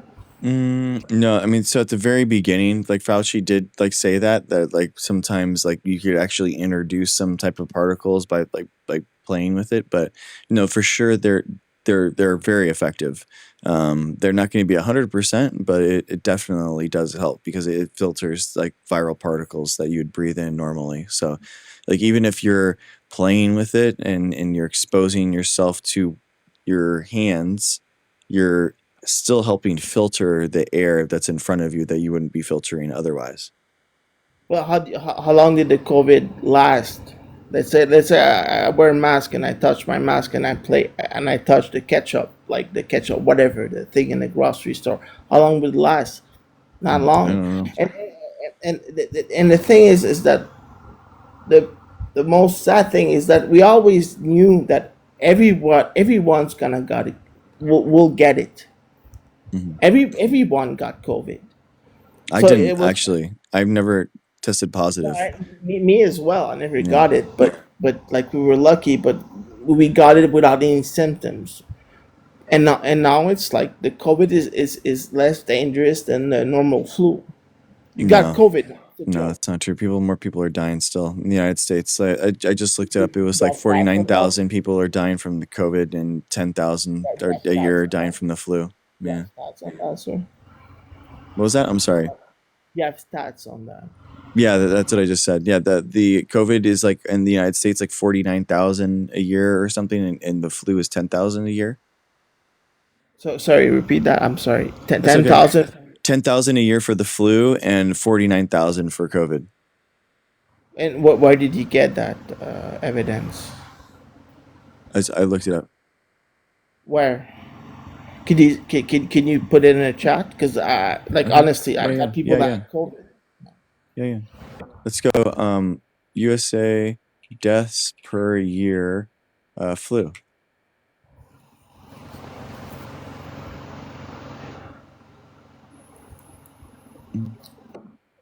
Okay, some years are more. Oh wow, interesting. So 2023 to 2024 is 28,000. 2022 to 2023 is 21,000, and then you had the the decrease because of the social Because distancing people and got stuff. used to So it. 2021 to 2022 is Everyone got 6,300. exposed to it. We agree with that. What was that? Everybody got exposed to COVID. It was the virus.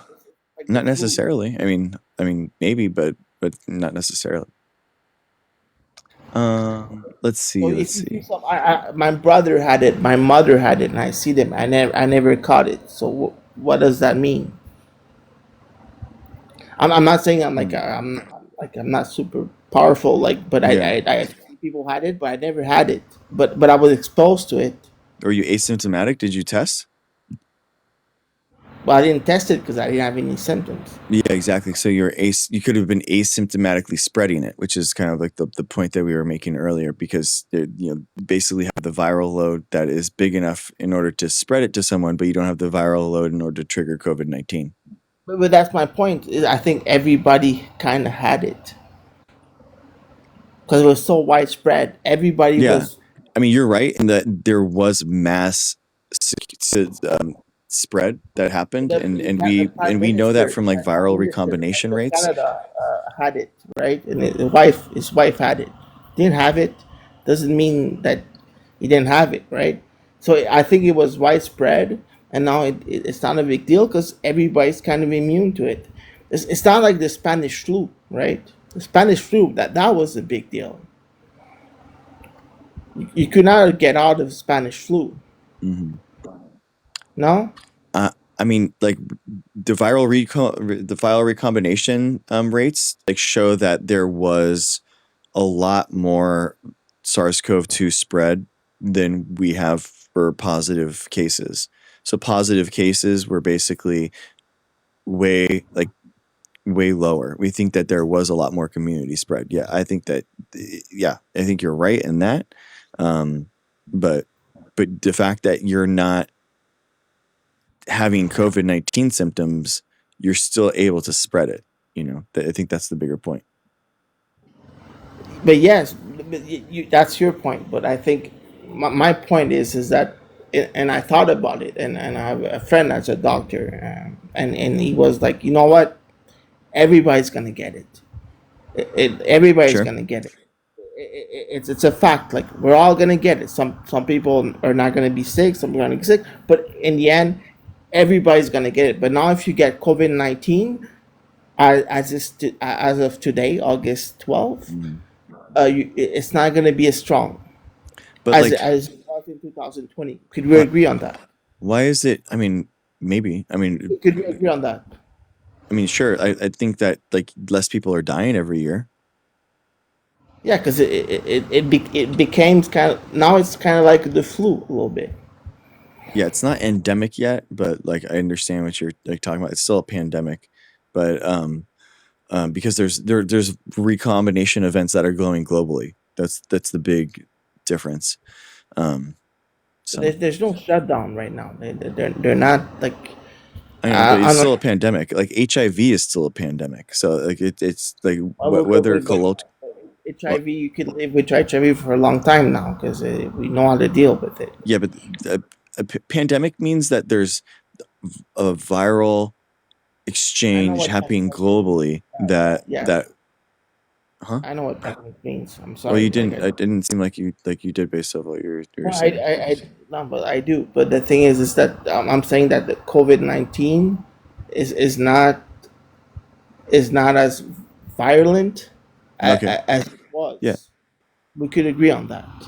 Yeah, I mean, like we're only losing 49,000 a year now, and we used to lose hundreds of thousands. So yeah, I mean, by the numbers, yeah, for sure.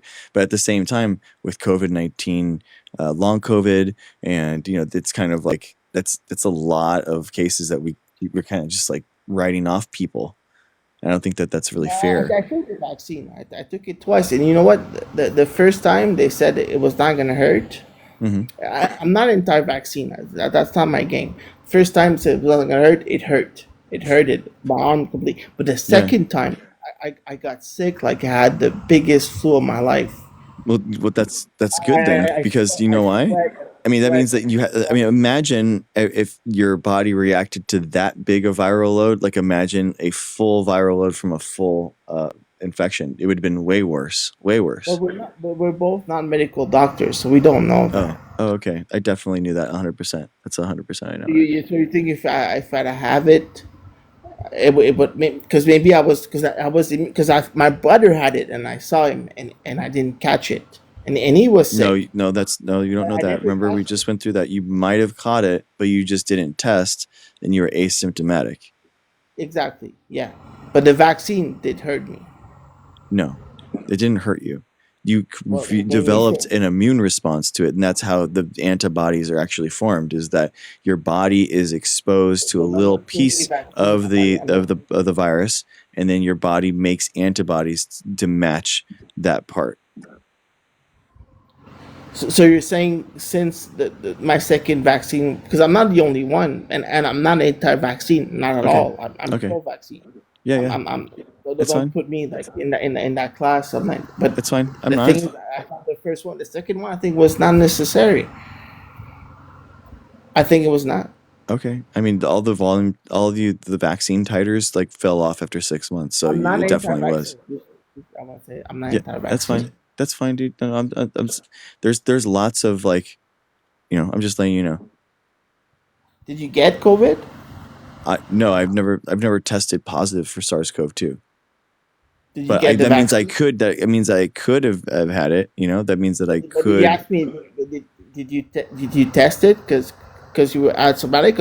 I've tested all the time. I test, and then if I'm exposed, I test, and then I test 2 days or 3 days later.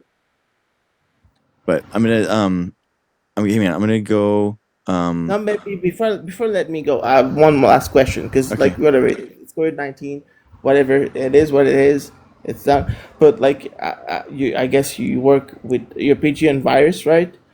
What is microbiology? My microbiology, yeah. So virus and whatever. You study. You're not a doctor, but you study. You have a PhD in viruses. I'm a doctor. Yeah. But you're not a medical doctor, but you have a Correct. PhD on. Correct. Exactly. Yeah. No, I agree with that. My best friend is a geologist. I understand that, and I respect that. It's a wonderful, like whatever. Cool. Last question. What is the next virus that scares you the most? Dude, it's all the stuff that's being unfrozen right now in the permafrost. It's like super scary. But Ebola cannot. I guess Ebola cannot be widespread because like when Ebola comes up, like so Ebola, you get sick. You get down. so sick that it kind of like kills you before you spread it. Exactly. I'm talking about what I'm talking about is viruses that are in the permafrost that have Airborne. they're basically been frozen there for millions of years and are basically, they call it a novel coronavirus because like our immune systems hadn't seen that exact spike protein, but like imagine a new virus a new class of virus that our bodies have never seen before. That is like truly, truly scary to me, to the point that we might actually see like mass, like almost an extinction event, pandemic. And especially if we couldn't handle COVID-19, which was only a coronavirus, like we are definitely in trouble on the next one. But it has to be airborne, right? Not necessarily. I mean, like Ebola is not airborne, so that's why it's not so dangerous because it goes so quick, like you said. Sure. But it's not airborne, so like it's easy to circle around it and say like it's done. We're gonna shut that place, that village. Yeah. But what is the most dangerous airborne virus out there? I mean, you saw 12 Monkeys. I would probably say like something that we have the entire virus class that we don't even know and we have not even like seen before. That's what I would say. But it's getting late, man. I got one more person. Go. I just want to. One thing. Ebola is not airborne, right? It's not airborne. So that's the thing. That's why, because it is the worst thing that could happen. I know about Ebola, but it's not airborne. So that's why it cannot spread that quickly. Gotcha. All right, cool. Thanks for the clarification, man. I appreciate it. Am I right or wrong? Okay, I'm not a virologist. I don't know. I don't know the exact like if it is or it isn't. I don't know. But okay, I have a good night, sir. Okay, have a good one, man. Emo giggles. I'm really tired, so I was just gonna do goat if you don't mind. Could you type that the prion diseases would absolutely. You're so right. It would be awful. Goat 24. How's it going? Good. How are you? Good. I honestly don't even know where to start. Exciting. Everyone's all over the place, but my family, we've been masking since, I don't want to say day one, but early on, and we haven't taken them off. I mean, to this day. And I honestly, this summer, it was just getting to the point where even I was about to give up because, no Yeah. one's wearing a mask. I mean, hmm but I was just wondering who else is wearing a mask out there and how much longer are y'all planning on doing it? This is getting very hard. Yeah. I have I feel you, man. kids. I have friends that are still masking still. I have Yeah. a coworker that is. So I give you all the power that I can. Like, I mean, personally, I do like jujitsu. So like my morning starts with some dude's like sweat like dripping into my eyeball. So it's like it gets real weird up in there. So it's like it seems a little weird, but it's if I go to like a big event or something, I still get that weird feeling of like I feel very awkward about it still. And I think it's good. I think it's good to mask. I think it's the better thing to do. Like honestly, I think that if you're masking, you're looking out for one another. If you're masking, you're better protecting yourself for long COVID, which is good. And I actually think that like healthcare people and healthcare places should always be masked. I don't think and Which pharmacies, they're not. they should all be wearing masks I don't think that should ever have gone away because like sick people go there. So it's actually kind of like a consent problem where they're kind of having these viruses constantly exposed and it's a workplace problem. But that's my opinion. I mean, I don't know. No, I believe. I mean, I vaxxed my kids Nice. today, all three, because school's Good. starting. So we just wanted to get their Moderna shots, and Yeah. not a single nurse, not a single doctor. I mean, I also went to a pharmacist, and no one was masking there. And everywhere I go, everyone stares at me, and I'm a smaller sized woman, and I get the fake coughs and the aggressive stares, and it's just been very difficult. Yeah. But I was just wondering, and power to everyone trying to survive this ridiculous Exactly. situation. I think it's important people understand like that SARS-CoV-2 is still in a pandemic. It still is happening. It's there's the rampant community spread and people like still mask for a whole host of reasons. Like maybe they have chronic fatigue syndrome, maybe they have long COVID, maybe they have like a genetic predisposition, a compromised immune system, maybe that they're living with someone with a immune system that's compromised. So there's so many reasons why. And I guess what I would like to see is like kind of way more infrastructure built on like HEPA filters and AC units and try to exchange more air out of these buildings. I think that we're kind of just going in like a more environmentally conscious way. And I think that just having like a HEPA filter where your air conditioning anyway is like better. Let's try to push that and clean this air up a little bit. No, it's maddening at this point because it's like we know so much information with over 450,000 published studies at this point. Of course, no one's keeping up, but the people that are, and it's awful. This is awful, and everyone out there is so ignorant, and they're just so stuck with all the propaganda and all the lies, and it's just I feel like I'm living in a different dimension from everybody. And it's like, remember how a long time ago doctors were asked to wash your hands and they found it very insulting. And the person, I mean, they were institutionalized, the person that requested that, or, with clean water. And it's like we're in this new phase. But that's it. I know everyone's tired. No, they're good. Yeah. I mean, I think like, I guess like what would be the point in which that you would, or do you plan on ever unmasking? I guess I don't know because that's what I was going to ask you. I totally forgot. I understand the vaccines are not sterilizing, but also they're never going to be possibly. And with people getting vaccinated, still getting COVID, and that the fact that the studies do show that you can get long COVID despite being vaccinated. I mean, I don't know. What are your thoughts? I mean. Yeah, I mean this match is actually pretty good. So this one is a pretty good match for the current strain that's out there. So it's a good COVID booster to get, So Right. I think that's awesome. Yeah, I don't know. It's tough. I guess like my kids aren't they aren't masking. So, and I like doing jujitsu is such a physical thing that I kind of like already, it's just kind of like I'm already in that, and then. I don't know. I wish I did. I guess I wish I was masking, and when I get sick, I always I hate it. And but I think like power to you. I think that it's good, and people, and it really goes to show that the people that whined during the pandemic that or the lockdown or whatever, the fake lockdown, I should say, they're whining then. They're whining about you're wearing still a mask. They're weak. It's not like this freedom and liberty, this cowboy image. It's more of like they're just being so weak and not able to actually just, they're living in so much fear from the people wearing a mask. They're living in so much fear from the vaccine, when in reality, they just need to be more mindful, more aware that their actions have consequences.